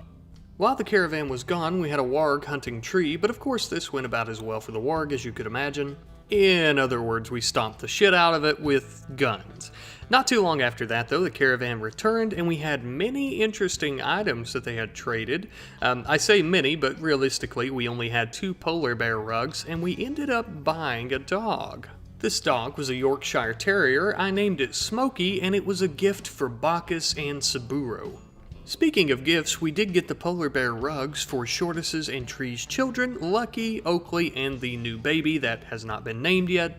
And in the meantime, Tree decided to commission a worker barracks be built, that way everyone had their very own home. Well, at least a home that they could share together. We also began working on mortars for added protection to our new empire. Because as it stands, without the mortars, we have no way of firing at any enemies across Silverhorn Mountain. We also had Blitz build a gorgeous blue fur bed for our new buddy Smokey in Bacchus and Saburo's home. Unfortunately, though things were not all sunshine and rainbows, we had a massive group of Thromboian tribespeople who were going to come and raid us. They were going to prepare for a while, try and strategize, and then attack, which gave us plenty of time to load up our mortar and begin taking shots at them. Now, the fortress mortar was somewhat inaccurate, and for the most part we did miss the majority of our shots, but at one point we did manage to get a hit on the enemy. But surprisingly enough, during this time we had a massive group of manhunting bunny rabbits enter the area, and they went somewhat for the enemy, the rest came for us, and I was hoping that this would totally defeat the Thromboians. Spoiler, it doesn't at all, and they cut through these bunnies like butter and then began making their way towards our mountain. And we were unable to fire more mortar shells at them, one because we ran out of mortar shells, but also because of the bunny rabbits at our door. If we were to open that up, they would begin coming in and attacking us. Luckily though, the rabbits have weakened the Thromboians just enough that when we came out of the brewery and started firing at them, there weren't too many of them left. Bacchus began chasing down any last members and firing at them with her hunting rifle. We also found one who had some decent skills in front of Tree's home, and we decided to take her as a prisoner and try to recruit her, which became frustrating very quick because she constantly went berserk and we'd have to beat her back into submission. Sometime later, after the raid, Saburo ended up catching gutworms. Now, there is a racist stereotype that Thromboians actually carry gutworms, so people were thinking maybe it was from the raiders. Bacchus, of course, disputed this and said she, of course, is a Thromboian, but I will let you know that Saburo and Bacchus have been making love in that house, and she could have given him gutworms. Shortus also brought this up at the Decemberary Fest in the dining hall, and Bacchus was none too pleased. The two began a fist fight right in the middle of the dining hall at the party. I'm sure Shortus is living everyone's dream of fistfighting one of your in-laws at a family gathering, but this is not okay, not for the alcohol empire. Late one evening, Tree and some of the other bootleggers gathered and kind of hatched a bit of an idea. You know, we're always trading this alcohol, but why not instead of trading it for once? We gather up a lot of the alcohol and some other things and take to the Red Cove settlement and offer it as a gift. That way we could finally have peace and neutrality with them. So that's exactly what we did. We sent out Reek and a few others, and we ended up offering them a good bit of whiskey, some beer, and we also offered them a muffalo that self-tamed off camera. And this was enough to please them, and they were now neutral with us, thankfully. They weren't friends exactly, but on the way to being that. However, while the caravan was gone, one of our bootleggers spotted in the dark what looked to be some mega spiders trotting around, but these were no mega spiders. This was a Thromboian death squad. These Thromboians are elite warrior assassins who actually wear the corpses of mega spiders as armor. And though a lot of the weapons that they carry are normal bows or knives or something of that sort, they also always carry at least one mega spider weapon with them at all times, which is kind of a symbolic weapon they use. All these factors together ranking them very high on the scale of can they beat the shit out of us. Lucky for us, one of our bootleggers managed to catch a glimpse of them out in the dark, and we had Bacchus's expertise to tell us that those were no mega spiders, those were actually elite assassins coming here to most likely assassinate Tree, as she is our leader. And luckily, because of this, we managed to catch them out in the open before they even made it to town. If it wasn't for that, we most likely would have died, or at least lost Tree due to an assassination. But the Thromboians, as we've seen, are not ones to give up. They'll be back in much higher numbers with much more elite warriors to kill us. Realistically, the only thing we can do is just try to prepare for a much larger attack. Maybe we try to build some city walls, maybe we try to build some new weapons like researching Gatling guns or something like that, and keep our cannons and our mortars stocked. Our Thromboian prisoner also went berserk once again, beating down the door to her prison cell. Luckily though, Saburo met her out in the wheat field with his pistols and quickly downed her. A few days later, I think the Thromboian Death Squad really made us realize that we do need some city walls. If this was going to become an alcohol empire, empires have walls to protect them. So that's exactly what we began working on, was a massive sandstone wall to the east to try and protect us from raids, sieges, things like that. The wall would take a very long time to construct though, and in the meantime we had a little bit of a family hunting trip. So Lucky, Oakley, Tree, and Shortus all went on a family hunting trip after a mega sloth to put some meat in our food baskets. Not only was this an attempt, of course, to show Oakley how to hunt, but it was also an attempt to show Oakley the sense of community that we have, and that not only killing this animal is for sport or anything, but it's also for feeding the community. Tree and Shortus quickly showed Oakley how to finish off the animal in the most humane way possible. Well, they shot it in the head. It was fairly humane. They of course quickly carried it back home, where Tree would then butcher it for Oakley, and they had a little bit of a surprise in store for her. They decided that her grandmother Bacchus should probably stuff the head and mount it on a nice piece of oak and give to Oakley as a present for her very first hunt. Truly a beautiful moment. Unfortunately though, this beautiful moment would be cut short as we had a massive raid from the RimWorld Marshal Service. I believe this may be the largest one yet. And not only that, they apparently have a sheriff leading the charge. His name was Sheriff Ed, and he was packing 2 heavy revolvers. Now, this may not be too interesting to you guys, but the majority of the Marshal Service normally doesn't have that great of weaponry, as they're very underfunded, thus of course why bootleggers like us can pop up anywhere and they hardly can do anything about it. But the fact that they've actually sent a sheriff means that our operation is becoming a massive problem for them, which rightfully so. We are truly on our way to becoming an empire. But that does mean that more people such as Sheriff Ed will be coming to stop us. Since our wall wasn't finished just yet, they were easily able to infiltrate our city, and they began firing upon us. They began surrounding us through the city streets. Sheriff Ed even managed to take down Tree. She was alive though, thankfully, but Shortus was enraged by this and began charging at Sheriff Ed with his cavalry sword. Unfortunately, he too was quickly defeated by Sheriff Ed. Reek popped out with his shotgun and began firing at him, but unfortunately, Reek was also defeated. He had died. Sheriff Ed's rampage through our city and through our bootleggers was ended swiftly by White Lightning. Yes, our trusted companion of all the creatures was able to kill him. And we were very thankful that White Lightning did manage to pull this off, because without their leader, the other coward officers began to flee. We did manage to injure or kill many of them as they were running away from our town, but not near as many as we would have liked. There were many survivors, and they, of course, also will be back in much larger numbers, no doubt. But victory, of course, does not come without a price, especially when you're fighting the RimWorld Marshal Service. Though they are a bunch of underfunded fools, they do have plenty of manpower. Even without the firepower, they are extremely dangerous, and when you get on their radar like we have, this type of thing is what happens. And of course, our Thromboian prisoner once again decided to go berserk, bust down her door, but this time we were just so tired of fighting with her, we shot her down so she couldn't do harm to anyone else, and if she lived, she lived. If she didn't, she didn't. We began tending to White Lightning, the true hero here, and making sure Lucky and Oakley were both safe. Saburo also ended up getting an infection in one of his arms from the battle. And just in case that wasn't enough drama and entertainment for you, Tree then went into labor, and I was over here shitting bricks as most people are very injured. Reek, our best doctor, had died during battle, so Blitz was the only one that was fit to deliver the baby. Blitz, of course, carried Tree into the other room where he had more room to work with and began the process of this. And thank God, Tree and the baby were both perfectly safe, that no complications or anything like that, so we have a new healthy baby boy. I was a bit puzzled on names for a little while, and I realized that good old Uncle Reek would pass his name down to this baby boy as a testament of his sacrifice. Blitz also had the honor of carrying his good old dynamite-wielding friend to his final resting place. We decided to create a bit of a colonist graveyard up north of Silverhorn Mountain just before the tunnels of the mountain begins, and that way we would have a safe place to store our dead, as casualties are bound to happen in an empire like this.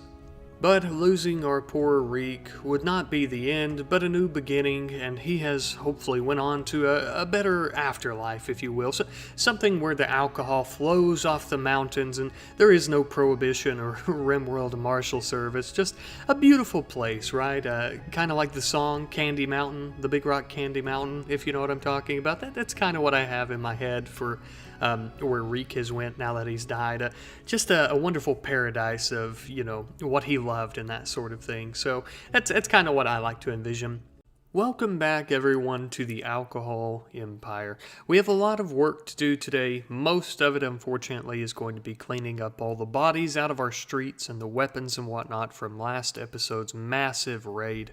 But unfortunately, time waits for no man, so let us not waste any more of it, and let's get started.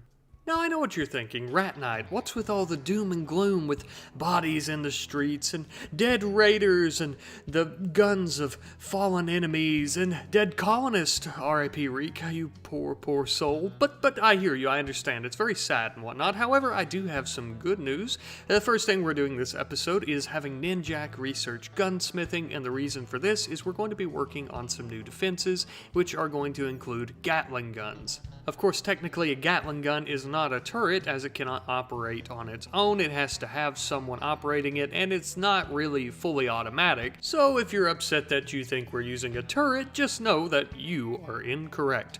Anyhow, though, we ended up having a gun trader come from nearby, and we traded all the weapons that all the dead Marshall's men dropped. Shortly after that, Shortus finally began working on our very first Gatling gun, and oh boy was it beautiful. But of course, you couldn't have one without another, so not long after that, Blitz began working on another. We ended up putting 2 here at this entrance and 2 at our other entrance on the western side. And I want to take a quick second to correct the calendar once again. I do apologize, but the last time nobody seemed to notice this, and neither did I until I was watching TV on my couch the other night. But I went 23 years from the year 5500, when I should have went from the year 5505, because that's actually when the logging empire fell. So I made a bit of a correction here. I don't want to bother talking about it too much more, but I apologize. And so the correct year that we should be in is 5531. So this is the final correction. Now, something else that we got into a little bit. So on the channel, we had a poll, of course, where I asked you guys, should we kind of delve into some early electronics and electricity, and we had an overwhelming yes, so we are going to begin researching some of the electronics today. And we also recently had a wonderful comment from our good friend Emperor Jilp, who stated we should try to build a stable, and it would be really badass if we were riding into battle, guns blazing on horseback. And I couldn't agree more with you, to be honest, so we're going to try to tame some horses today. Shortus was easily able to tame one, but of course we're all going to need one, so it's going to take more than that. But in the meantime, Blitz made our very first wooden windmill. Now, this windmill is not very powerful, but it will give us enough electricity to power a telegraph. Just as well, we may also have enough power to power some weak light bulbs so we can light up our homes or the streets or something of that sort. And speaking of homes, Tree also commissioned that Blitz go out and build a few individual cabins for some of our members, and that way everyone doesn't have to share one worker's quarters. Shortly after that, of course, Blitz also built our very first telegraph, and it doesn't have any power at the moment, but when this bad boy gets a little electricity in it, we'll be able to communicate anywhere on the rim. Well, anywhere on the rim, assuming that they have electricity and also a telegraph machine. It might even be perfect for calling in reinforcements when we have massive raids, such as the Thromboian Death Squad that is currently at our doorstep. Now, this Thromboian Death Squad outnumbered us by quite a bit, making them very dangerous already, But not only that, they had a chieftain with them. But this was no normal Thromboian chieftain. This was the famous chieftain known as Tilognek. Tilognek is extremely famous, extremely dangerous, because he, unlike others, actually wields dynamite. Because Tilognek, unlike other Death Squad members and Thromboians, cares not for tradition, he simply cares for carnage and destruction. While he and the other Death Squad members were planning out their raid on us, we were firing our mortars and our cannons, occasionally getting a few lucky shots in, but it didn't go on for too long before they decided to come at us. Hack and Shortus were on the left flank, and they were stabbing and trying to burn as many Death Squad members as possible, while everyone else was in the center or to the east fighting them off. We did experience a little bit of friendly fire when Hack hit Blitz with a Molotov, but that was okay as we had to continue fighting off this Death Squad. There were more pressing issues. Tree managed to retreat to the east side with Blitz, where Lucky and White Lightning had been fending off many raiders. By this point, Hack and Shortus realized that the chieftain and some of the other members had snuck around from the west side and tried to flank them. Naturally, of course, Shortus and Hack began engaging in combat with the chieftain. Regardless of how dangerous he was, someone had to stop him. The chieftain, of course, began tossing sticks of dynamite at their feet, and lucky enough, they were both pretty agile, at least for a while, and managed to dodge most of his attacks. Up until about the point that the chieftain threw a stick of dynamite directly at Hack, and it had a very short-lit fuse and exploded on impact with him. He was alive though. We kept firing at him and the other Death Squad members as everyone was trying to dodge his dynamite, but unfortunately Shortus also managed to catch a piece of dynamite with his head. He was also alive but badly injured. But thankfully, of course, after seeing their chieftain fall in battle, the other Death Squad members began retreating. Unfortunately for the chieftain though, that does mean they were unable to get close enough to rescue him because we kept firing at them, so he had to lay in the battlefield until we figured out what to do with him. Unfortunately as well though, Hack was missing an arm and a leg from the explosion. Shortus and Bacchus were both gravely injured, but luckily no one died, and everyone would heal from this. We began trying to put out as many fires as we could before it actually reached our town. Luckily, the only things burning currently was the battlefield, such as our Gatling guns, what was left of them, our cannons, things like that. As long as our town didn't burn down, that is what was important. After the battle was said and done though, Tree gathered everyone in town to discuss the fate of the chieftain and basically what we should do with him. And of course, as you could imagine, the consensus of what to do with such a maniacal, evil warmonger was to execute him for all to see. Naturally, Tree as our leader would perform this execution, so she whisked him away from his cell in the side of the hill to the center of town where everyone was waiting. And then it began. Tree began saying a few words of how justice would be served today and that his bad deeds would not go unpunished. And then, just like the blink of an eye, it was over. The chieftain was dead. As he lay there on the warm summer ground in a pool of his own blood, everyone seemed to be very satisfied by what they had witnessed, and justice did seem to have truly been served. Tree even allotted Hack to have the great honor of disposing of the chieftain's body. We were not looking to make a martyr out of him. They truly would not know as to what happened to him. But Hack would know, because Hack burned the body in the caves underneath the north side of Silverhorn Mountain, and as the body lay there burning in the caves, Hack trotted off with a smirk on his face. "Ah yes, justice," he mumbled to himself as he saw the light from the end of the cave. Justice had been served. But now that all that was finally behind us, it was time to do a bit of trading. We have a bunch of alcohol ready, just waiting to be sold essentially, so we sent Hack and Ninjak out to a local settlement to make some money. We were also hoping to purchase some spare prosthetic body parts like wooden legs and things like that for Hack, and a wooden arm for Saburo and whatnot, but unfortunately none of the local settlements had any. So naturally, of course, after Ninjak and Hack returned home, the only thing they came home with was some silver. Well, actually that's not true. They also came home with some explosive cannon rounds that we bought off the settlers, but that was about it. Then late one night, Bacchus was out mining some steel. They had a bit of a project in mind. Now we had a nice telegraph machine, but we should probably also have a nice radio for everyone to enjoy. So we built a silver radio in our brewery for everyone's entertainment. But our technological research would not end there. We had Ninjak researching gas operational lights. Now these would be perfect to replace the lanterns that we're currently using, as they ran on gas and didn't have to be constantly refueled with wood. The only downside to using these is that they did require components, but that shouldn't be an issue as we don't really use components for anything else in this colony. And here comes a bit of a controversial point in the video. So, you know how we've been raided by the Thromboians many times, and also the RimWorld Marshal Service, and also the Red Cove Settlement. Well, the settlement is, friendly with us for the most part now.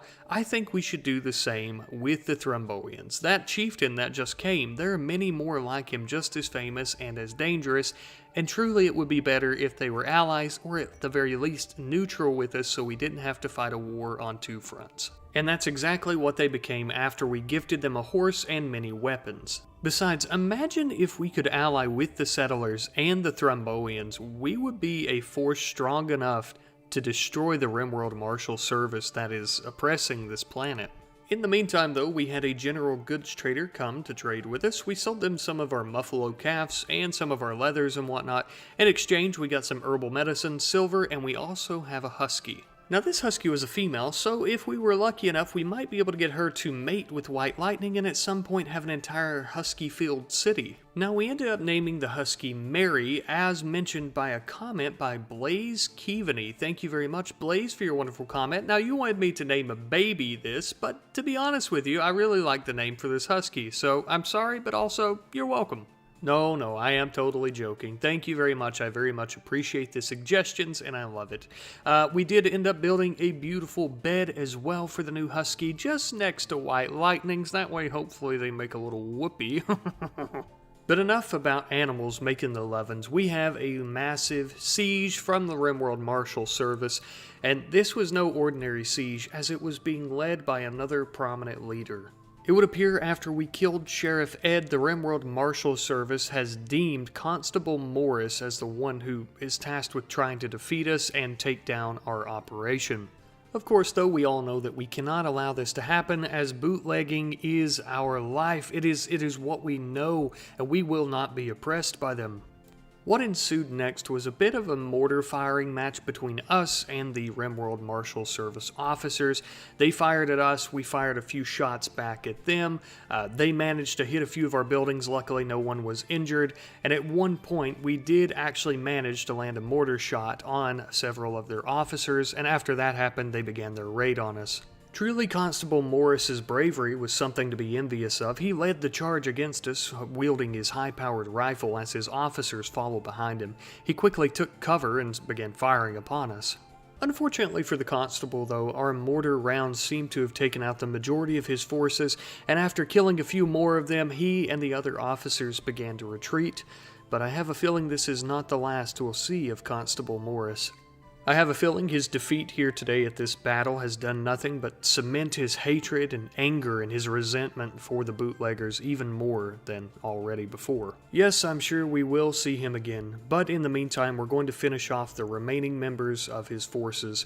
And if you find yourself thinking that I'm overreacting with how dangerous that siege was, look how close a mortar round came to killing baby Reek in his own crib in Tree's home. And I hope this shows you that if there were any doubt that the RimWorld Marshal Service truly were the bad guys instead of us, because we're bootleggers who are breaking the law technically, that this just shows you that they will stop at nothing to dominate this planet and oppress the people on the planet. They're willing to kill children and any innocents that get in their way on their pursuit of world domination. They have to be stopped.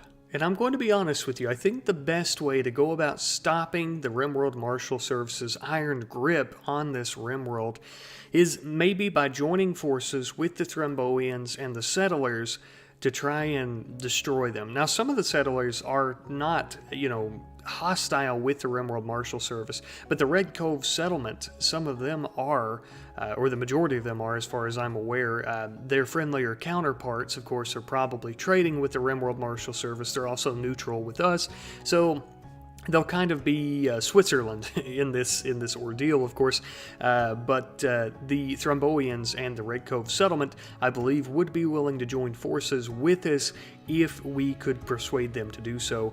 I truly think that the bootleggers, the alcohol empire, we are funded by breaking the laws of the RimWorld Marshal Service. I think we can actually fund a war between us and our allies and the RimWorld Marshal Service, and hopefully, achieve victory, and we could break their grip on the planet. Or that's the idea, at least. Welcome back, one and all, to the Alcohol Empire, where today's episode is going to be filled with action and adventure, and a little bit of injury, as per usual. But a few injuries aren't going to take down our rootin', tootin', bootlegging cowboys so easily. So I say to you, pray for the best, have a good time, and let's get this liquor train moving. Oddly enough, today's episode's going to start with Saburo actually making a grand silver sculpture for the center of town for all to enjoy. A bustling city/town should really have some nice art, and I think it would be a nice thank you gift for everyone's hard work. However, a massive, beautiful silver sculpture such as this is going to take quite a while, so we'll check back in with Saburo at a later time.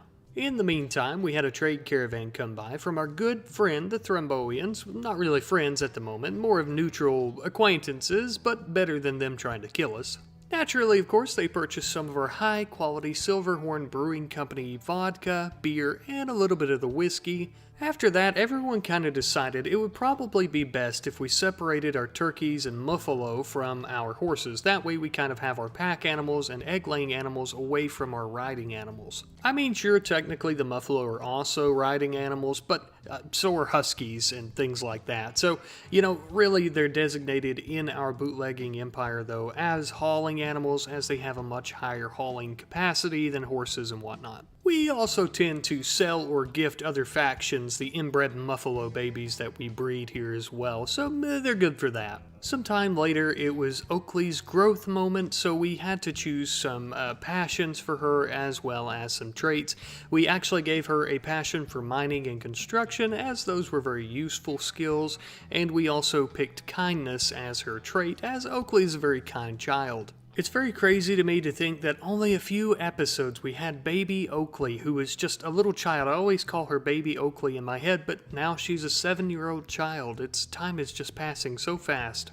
After some time passed, though, it was finally time for us to install the grand silver sculpture that Saburo created, so Shortus quickly took it through the pouring rain to the center of town. And might I just say that this sculpture is absolutely beautiful. I couldn't think of a more gorgeous piece of art for the center of our town. Saburo really poured his heart into this one.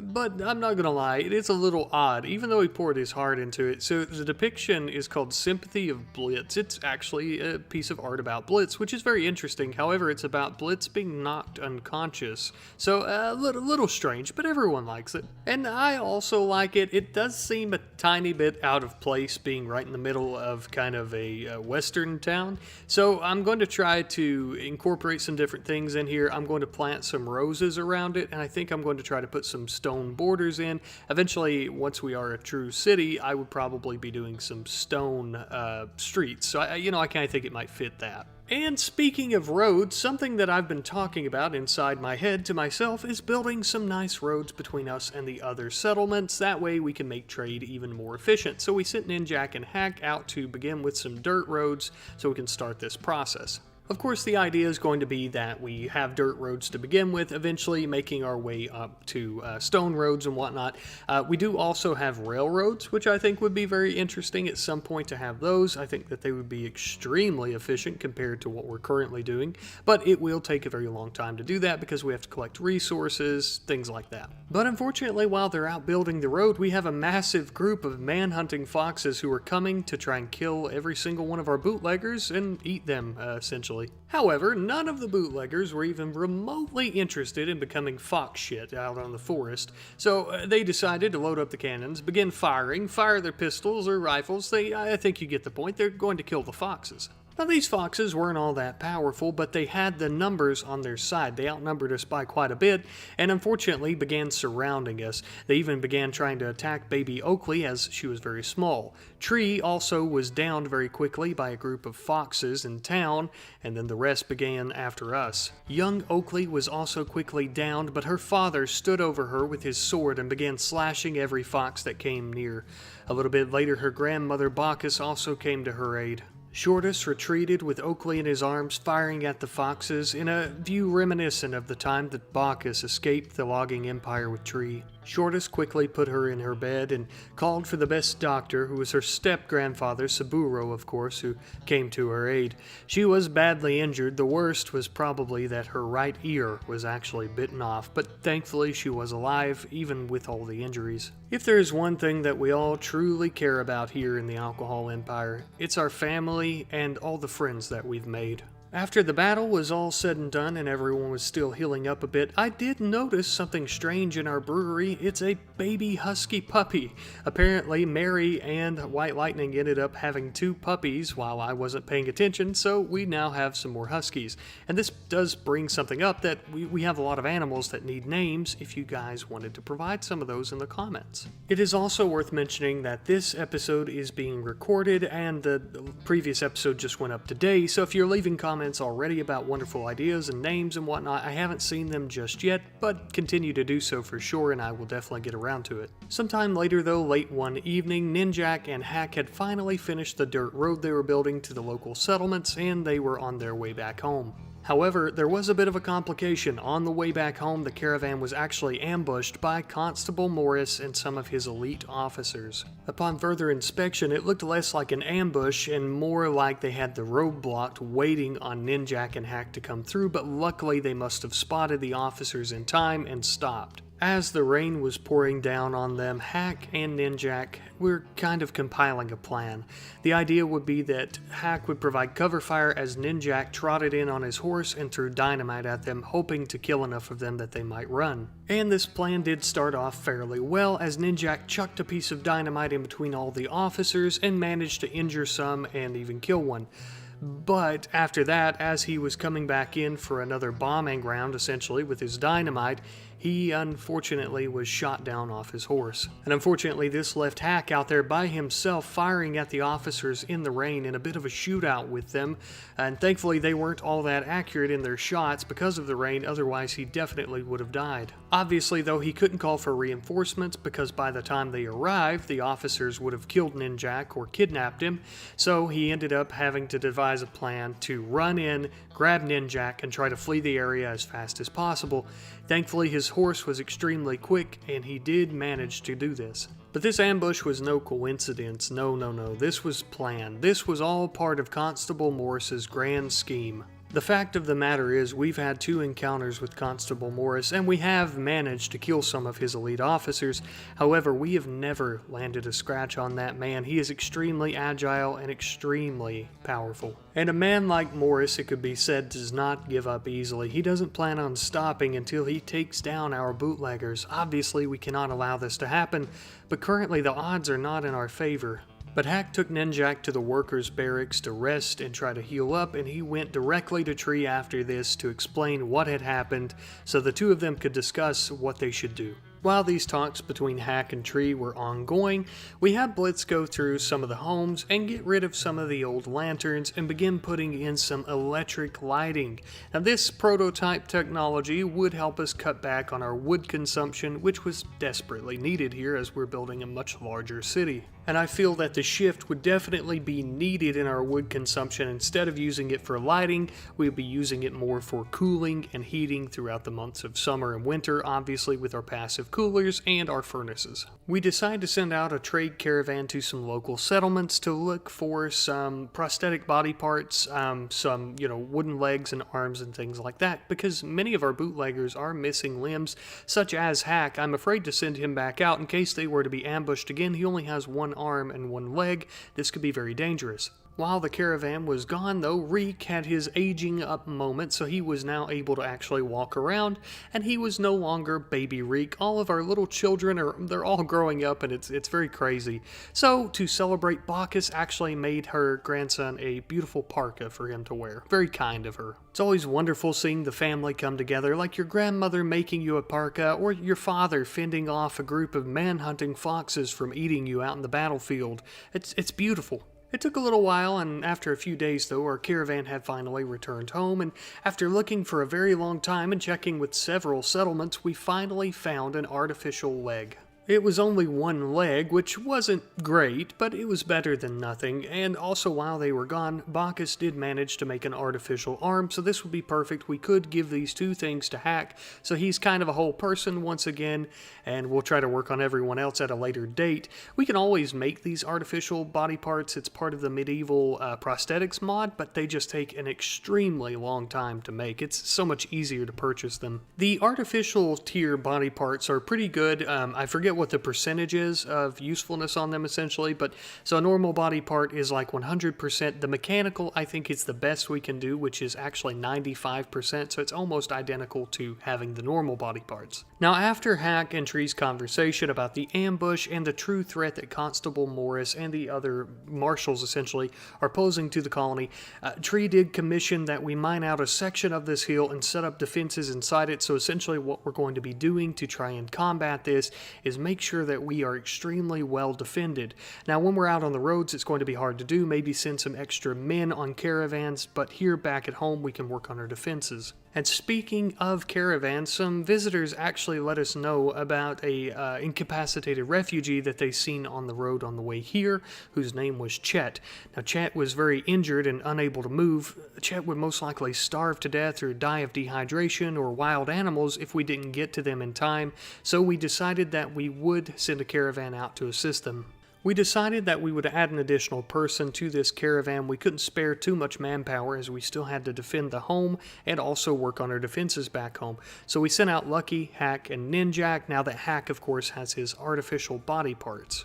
Now, of course, it wasn't lost on us that this itself could be an ambush. The Marshal Service could have pressured or paid those visitors to tell us about the refugee that was nearby. There might not even be a refugee. Of course, after arriving, we did see Chet lying there injured, and we decided to trot on towards him to try and save him. Even with the very real possibility that we could be ambushed here, this could all be a ruse, and we could all die or be gravely injured, we had to take a chance because no one left behind. You know, we're all about community and morals. We just couldn't allow it. We, of course, offered Chet our help, and of course he accepted. Not a moment too soon, he also explained that the RimWorld Marshals were the ones who done this to him. And then we realized that this wasn't really an ambush, but it was a bit of a trap. They had left him here so that we would come out and try to save him. The RimWorld Marshal Service had used our one largest weakness against us. Our emotions, our morals, the fact that we're all about community and trying to save people and trying to be good people, essentially. They are using that to their advantage, knowing that we would try to come and save someone who was going to die. Thank God, though, we did manage to escape with our lives and very minor injuries. I think the only person that was slightly injured was Hack, and this was only maybe a flesh wound from a bullet. Luckily, the thick swamp really saved us here because it was very hard for them to shoot through it. If they had been closer, though, we would have never escaped.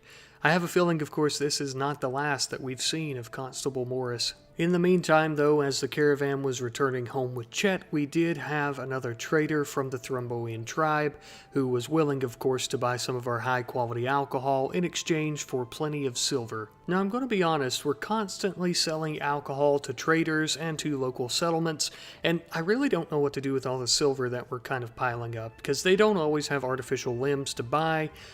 We have plenty of weapons. They have the same tech weapons that we do, if not worse. Really, the only thing worth buying is dynamite for people, or Molotovs, or things like that.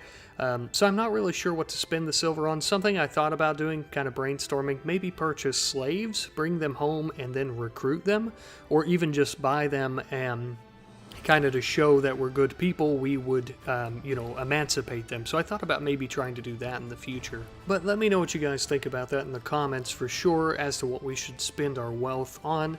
Now, sometime later, Shortus actually had a bit of an inspired taming, so there was a local Arctic wolf nearby, and I sent him to try and tame it, and first try, he actually managed to get it, so I thought that was really cool. And like I mentioned earlier, if you guys have any names for all the animals, we have horses, huskies, and now a wolf. Be sure to leave those in the comment section. Oh, and our turkeys. We need those named as well. To kind of honor our Arctic wolf, we ended up making him some steel armor for his head, and I also made some body armor for him, but I think one of the huskies actually picked it up, which kind of gave me the idea as well that we should probably begin armoring all of our animals, our horses, our wolf, of course, the dogs, everything that we're going to be taking into battle, essentially, or that could be harmed because of battle. Hello and welcome back, one and all, to the RimWorld Alcohol Empire.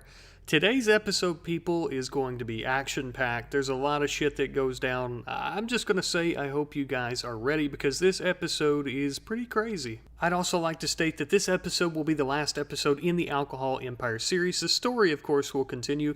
I have made this episode quite a bit longer than usual. That way we can get a lot more narrative and events packed in. This episode begins with a bit of trading with a local trade caravan, as of course they wanted some of our wonderful high-quality alcohol in exchange for a good bit of silver. Now, after all the trading was done, we of course had Blitz, who had been commissioned by Tree previously to build everyone some individual homes. He was still working on that. Just as well, I believe Shortus was also helping him with this project. And I realize I said that this is going to be the last episode, so I want to assure you the Alcohol Empire does not fall in this episode, so building these cabins as well as other things is not, a useless endeavor or anything like that, because we're still going to be here. Well, I should say maybe some of us are still going to be here. Joking, I kid, everyone survives. Or do they? Let's find out. During this time, one rainy evening, we sent Ninjak out to mine some compacted machinery so we could have components because we are still in the process of converting over to electric and gas-powered lighting. And of course, as mentioned last episode with this is to help us shift from using wood for fuel in our lighting and whatnot into more projects such as buildings and things like that. In the meantime, our newest member, Chet, who we rescued last episode, was a cigarette rolling machine. He was just turning all the tobacco leaves we had harvested into cigarettes for everyone to enjoy. We also ended up having a cougar who was very hungry, deciding to try and hunt Lucky for, well, food, because the cougar was apparently starving and there were no better animals to try and attack. Unfortunately for the cougar, though, this bipedal critter was packing some heat, so we quickly smoked its ass. While we're on the topic of animals as well, we had Bacchus making some wonderful chainmail armor for our wolves and for our huskies, just as we kind of discussed last episode. We want to have them all protected because we would like to take them into battle. And even if not into battle, we at least want them armored up so they'll be ready if one of us is getting attacked or something like that. Now, in this episode, we are still somewhat on the hunt for some prosthetic body parts, artificial body parts, things like that, so we sent out a small caravan to a local settlement to see if they had any to trade. I believe they ended up having one prosthetic leg. Now, this prosthetic leg is not actually an artificial leg. I just kind of forgot that when buying it, but I mean, it's not like it's bionics or anything like that, so I don't think it's a big deal. Just after the caravan returned home, we actually had some refugees and or vagabonds who were requesting silver to try and buy back one of their friends who were kidnapped, most likely by the RimWorld Marshal Service, so we did happily oblige them. And I do think that this perfectly captures the fact that the RimWorld Marshal Service is not just our enemy. They truly are oppressive. They kidnap people. They enslave people. They are just an awful, horrible faction of human beings who just want to dominate the world. But someone has to stand up to them. Someone has to be the light at the end of the tunnel. And the settlers and the Thromboians, though they are trying to do this on their own, as we've talked about before, really the only way to go about defeating such a massive faction is by joining forces, and we hope to do that today. And that is why today we are going to be gearing up our animals for fighting. We are going to be making more alcohol and breeding our animals and growing more food, and we're going to try to gift a lot of these things to the other factions to try and win them over, if you will, to try and get them to join us on our revolution. Because truly what this RimWorld needs is a revolution to bring it from the clutches and the icy grip of the RimWorld Marshal Service. By this point, we had most of our dogs and our wolf armored up fairly well. We were still working on trying to get a few of the stragglers armored up. I saw Chet just sitting outside our dining hall, having a good little stab at his fingers and, basically just having a good time. Although we are trying to have a revolution, we still need to make room for recreation. Just as well with recreation, we also have to think about infrastructure. So we were also building a road from town to the graveyard. We also plan on building a few other roads around town to make things much more easier. And then, right slap dab in the middle of all this infrastructure building, we had Chet and Lucky fall in love. They became lovers, and what an amazing day. To see the two fall in love was such a wonderful spectacle. Everyone, of course, in the town approved of this wonderful relationship, but we thought they were perfect together. And I also kind of forgot that she's 17 and he's 24, so got a few years between them. It's not too big of a deal, but a tiny bit concerning. Anyhow, we built them a double bed for their new cabin.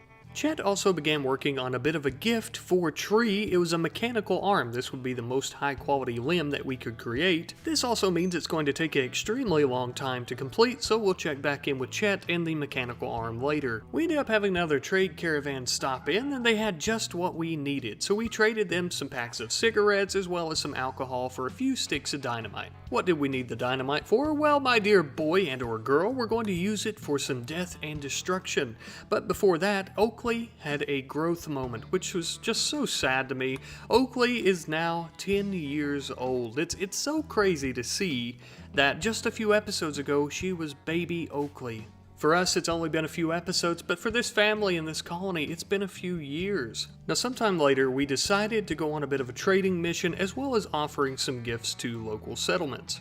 Now, for this trade/gift-giving mission, we are sending out Hack, we are sending out Chet, and we are sending out Lucky. The three of them are very intelligent and also very formidable in combat. Unfortunately for the rest of us though, while they were gone, we had a bunch of gazelle lose their minds out in the forest. They went bonkers and decided they were going to try and hunt us humanoids.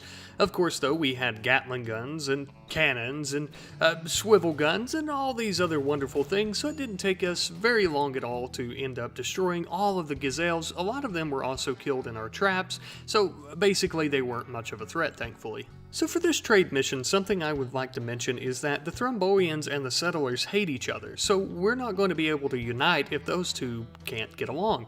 So the items that we're actually trading, we are pretending are a trading mission basically from the settlers, and then the silver the Thromboians give us, we are going to be giving to the settlers as a gift from the Thromboians to try and ease tensions and try and repair relations. Now, is this us lying to both factions? Yes, it is, but it is for a greater good so we can unite everyone together. When we were at the Red Cove settlement, the president there was also discussing with us they don't actually have enough crops to feed all of their people this season because of a massive blight. So we did the most charitable thing that we could. We had plenty of extra crops, so we decided to load all of those up and we would take them back to the Red Cove settlement. That way they could feed their people. And in terms of in-game points and that sort of thing, this won't gain us a lot of favor. However, this would gain us a lot of favor in terms of, the settlers would like us more, and also they wouldn't starve to death.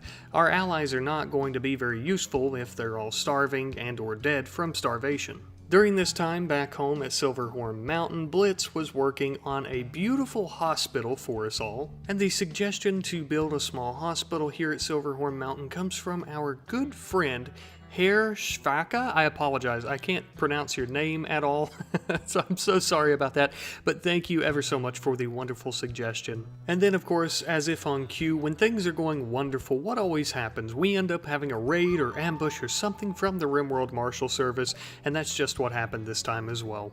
Once again, Constable Morris has come to ruin our day. He and a bunch of his elite officers have ambushed our caravan. And unfortunately, upon further inspection, it would appear that he and the officers have killed several settlers who were in this area as well. Constable Morris and his officers are not to be taken lightly.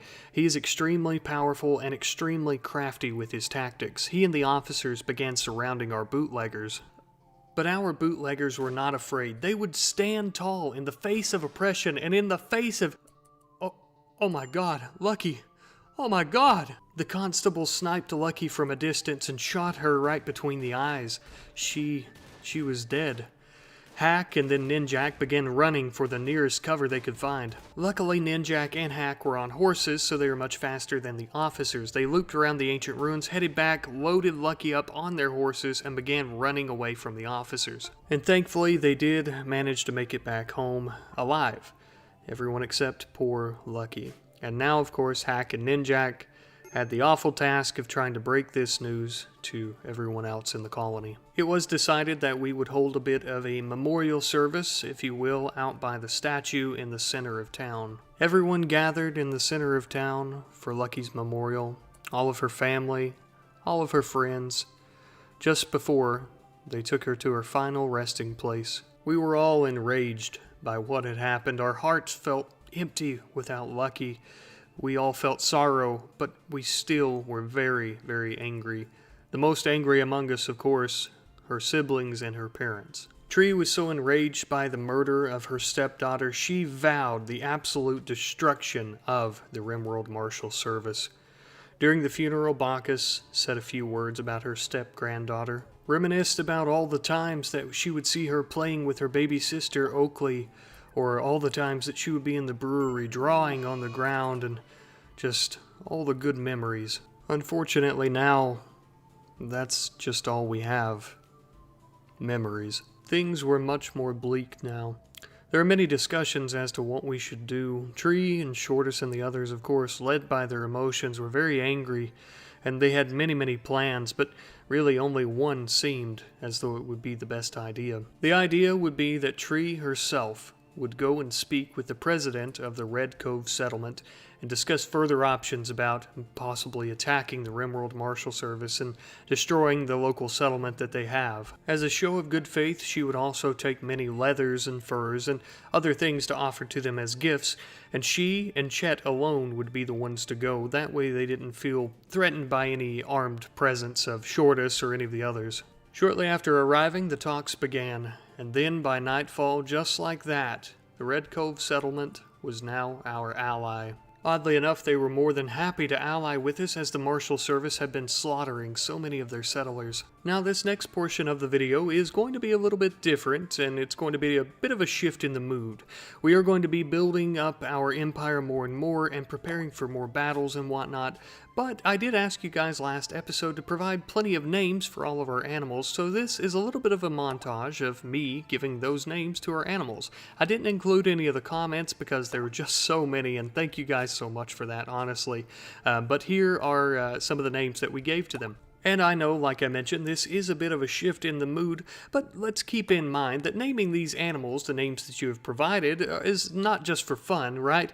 Animals that actually have names from a narrative standpoint are going to be much more cooperative. So you say Husky 1 at a husky, and it probably has no idea what you're saying. But if you name that animal and you form a bond with that animal, then it's going to be much more cooperative, and that's going to be critical when we are in battles, when we are being raided. When Shortus unleashes this just massive group of Huskies into a group of the RimWorld Marshal Service officers, having them attack, it's going to be extremely critical that these dogs know their names and know these commands. So it does help from a narrative standpoint as well. Something else that's going to help us narrative-wise is this wonderful hospital that we are now going to complete. You know, when we skin our knees, or if we take a bullet to the old gut, it's going to be very good to have a place like this where we can rest. Or at the very least, it's going to be a good place for us to be extremely comfortable when we bleed out and die. Now, I bet you forgot that we had Chet making that mechanical arm for Tree. Now, I didn't forget because I never forget anything, not even a little thing. So what we're going to do is install that arm on Tree. Luckily for Tree, the surgery went off without a hitch, and for Shortus, though, the same couldn't be said. It unfortunately didn't work out so well for him, and he didn't get his nice artificial arm. Somehow, Blitz couldn't figure it out. Maybe it's the fact that we have Western times medicine, and it's kind of like putting a square peg in a round hole. Or a more accurate depiction is probably slicing up little sections of the shoulder to try and shove this ugly wooden arm in there, and just kind of hoping that it works out for the best. But damn it, are you ready to be sad again? Because I saw old man Saburo out there crying at Lucky's grave. Yes, I know, it's extremely sad. I'm sorry. I'm doing the best that I can here. I'm trying to cry myself. No, but it was actually very sad. Her murder was horrible for all of us. Everyone was having a massive mood debuff because they lost their friend, their lover, their daughter, or their granddaughter. So something that we did to try and help with the massive mood debuff everyone was having is we actually began using all of our crops to make some fine meals instead of simple meals. Everyone would enjoy this much better, and they could all bond over a nice fine dinner. But then, as if just on cue, that old ugly snake reared his head again. Constable Morris brought in some more elite officers to have another siege against us.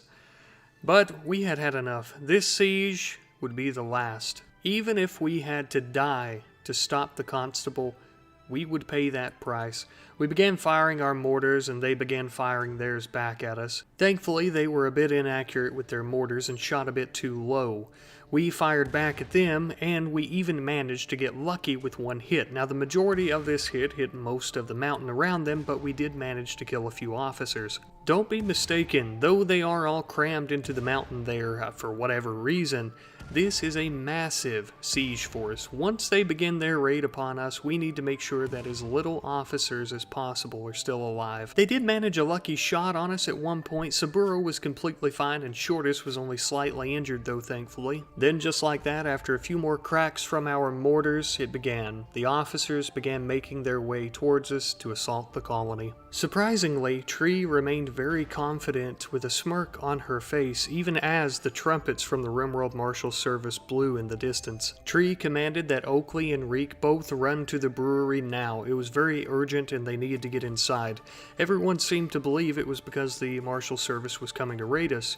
However, there was a different reason. Reek and Oakley sent a telegraph quickly to the Red Cove settlement, who were waiting in a camp nearby for the signal. Our allies have joined the fight. Constable Morris and the RimWorld Marshals had us outnumbered.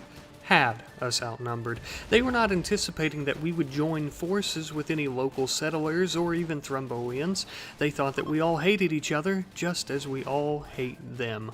But our hate for oppression and the evil Marshal Service has united us against a common enemy, and it is finally time that we take the fight to them.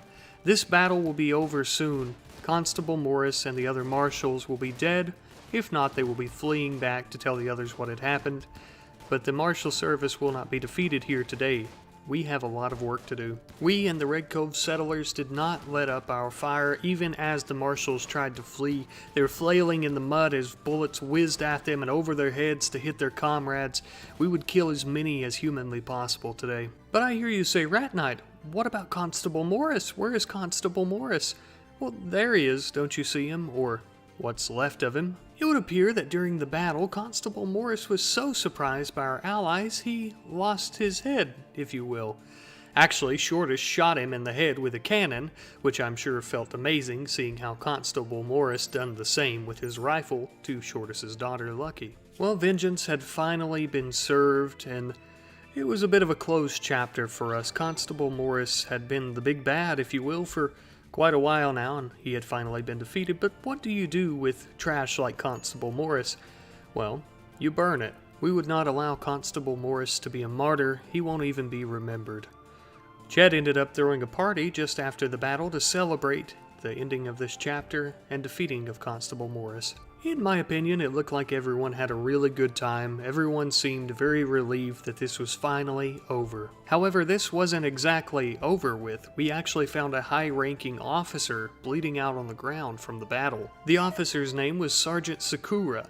She actually offered to give us some valuable information about an item cache nearby held by the RimWorld Marshal Service if we would only spare her life.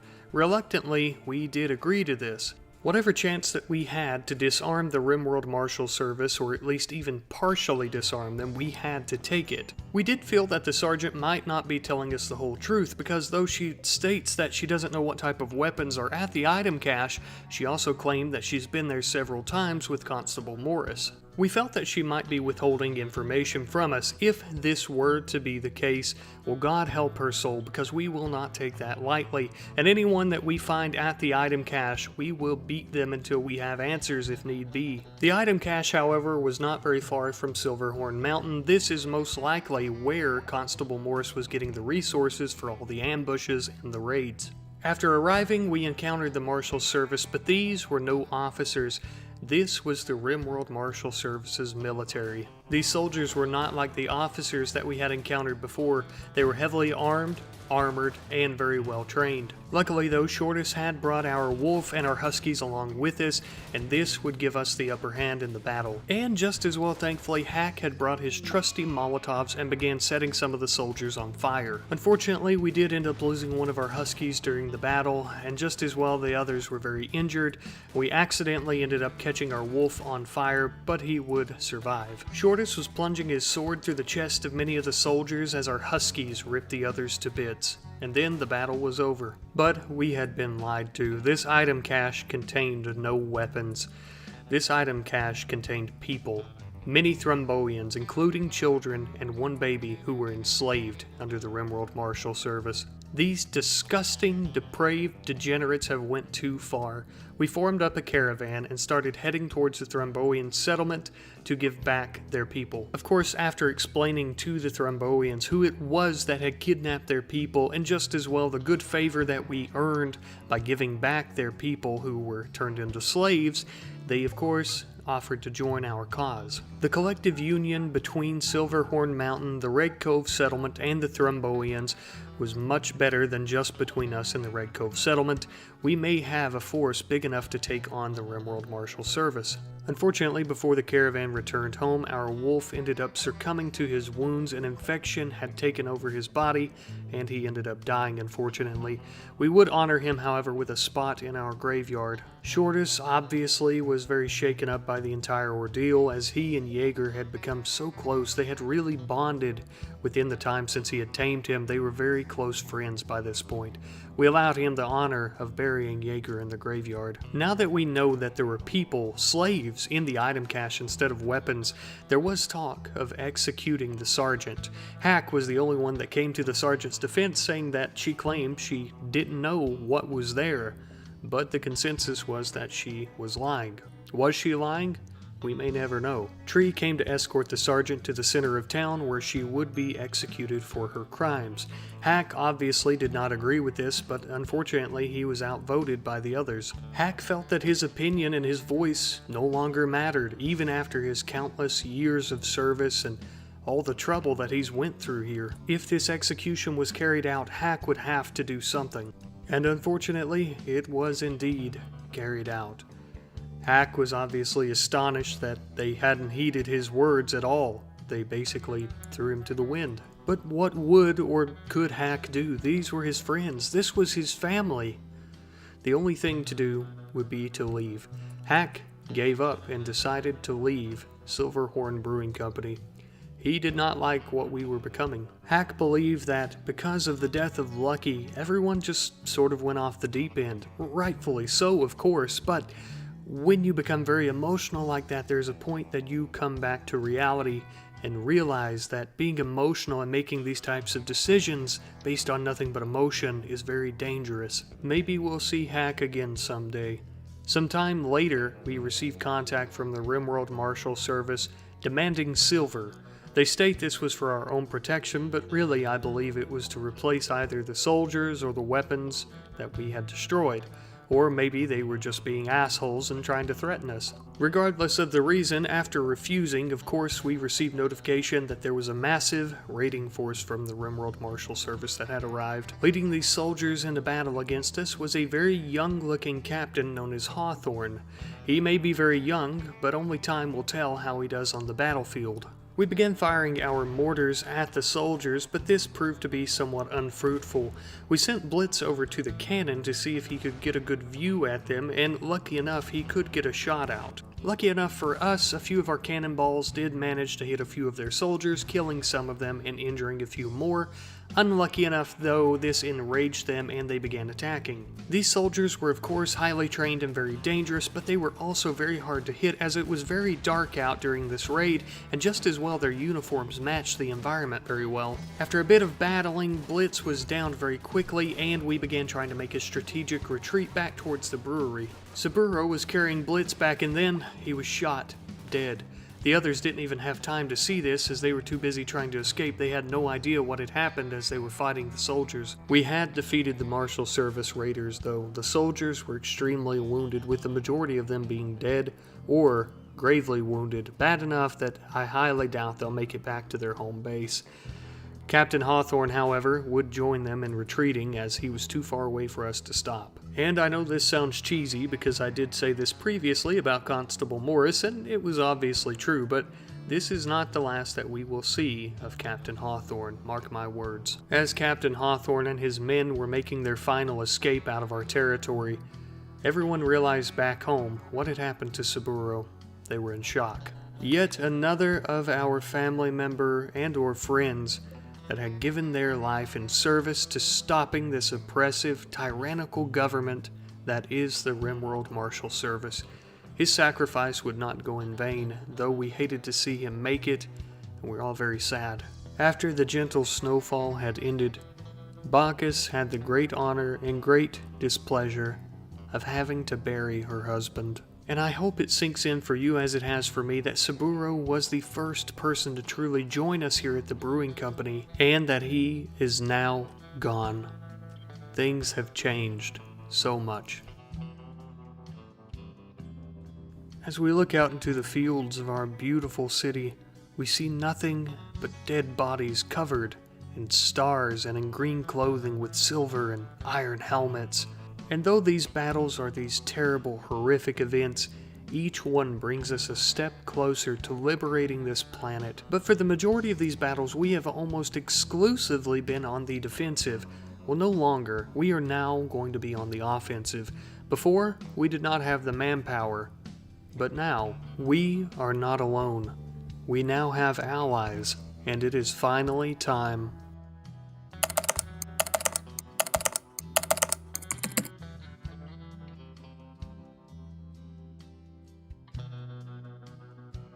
Tree managed to contact and get an audience with the president of the Red Cove settlement, as well as the chieftain of the Thromboians in the area. The three of them began planning out an attack on the local RimWorld Marshal Service outpost nearby the Thromboian settlement. However, it is worth mentioning there was a bit of a complication with this. Over the last few years of fighting with one another, as well as the RimWorld Marshal Service, as well as diseases and blights and crops and starvation, things like that, all three of the factions have dwindling populations.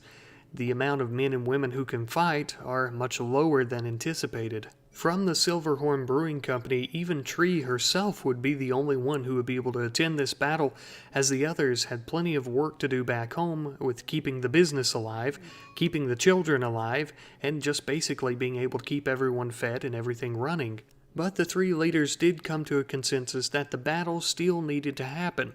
Besides, we fought the RimWorld Marshal Service before, and we fought their soldiers. Yes, they're tough and fairly well armored, but we know exactly what they have. We can take them. But you see the problem, we didn't actually know what they had.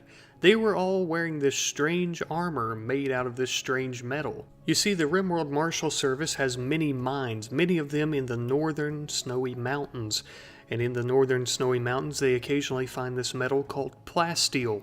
It is apparently a very, very tough metal, and these soldiers were wearing it across their bodies, on their heads, and across their chests, infused into their armor to protect against our bullets, and we had no idea at the time. All except for their commander, of course, who donned a ceremonial golden outfit.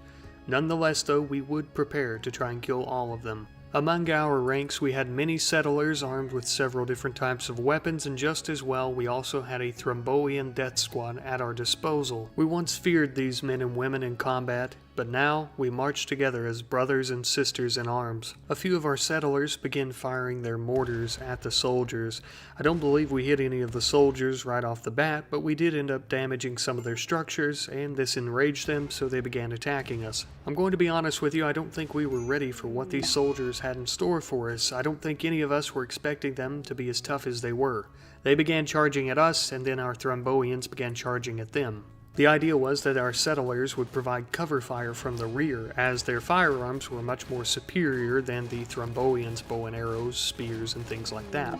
The battle started off fairly well, with our Thromboians killing several of the Marshal Service soldiers. Tree was hiding beside the mountain under cover, firing with her revolvers, but unfortunately the soldiers managed to kill the Thromboian chief, and not long after that, the president of the Red Cove settlement also went down. Tree quickly came to the president's aid, throwing dynamite at the soldiers as fast as she could, but she too was gravely injured and was downed. One of the artillery people saw this and began running to her. The president instructed the artillery person to take Tree and run.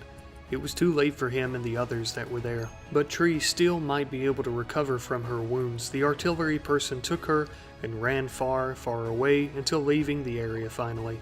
They both began making their way to the local Thromboian village to try and rest. Unfortunately, after arriving at the Thromboian settlement, we quickly learned that they had no reinforcements to provide us with. We could rest here until we were able to leave, but no help was coming in terms of soldiers. Since we wouldn't be able to get any reinforcements to help us, we decided the only rational decision was to head back toward Silverhorn Brewing Company. Unfortunately, just as many times before in this battle, the RimWorld Marshal Service had bested us yet again. And then finally, after a lot of traveling, sometime later, we made it back home. Tree was greeted by the sight of her young child. And this, my friends, is how we will conclude our Alcohol Empire series.